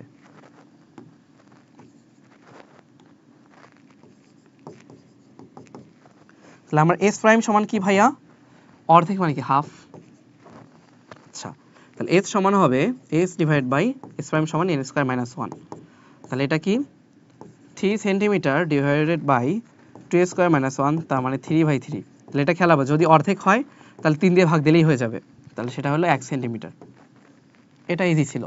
এখন ধরো আমি এই জিনিসটাই কঠিন করবো, যেটা আমার ধাবিতে আসছিল, আমাদের বেলায় আসছিল আর কি, সেটা হচ্ছে ধরলাম 10 সেন্টিমিটার যাওয়ার পর গুলি তোমার কি হবে 1/10 বেগ হারায়,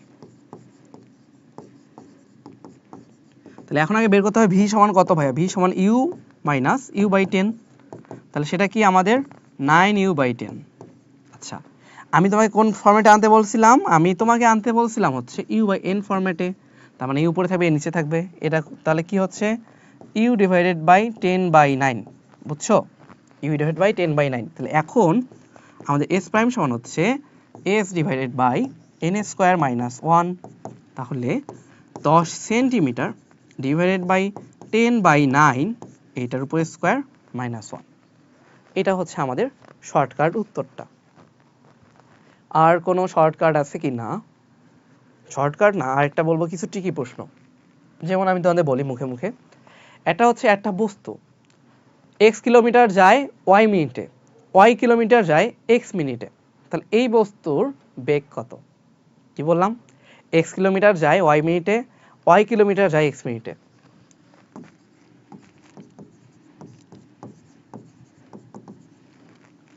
y কিলোমিটার যায়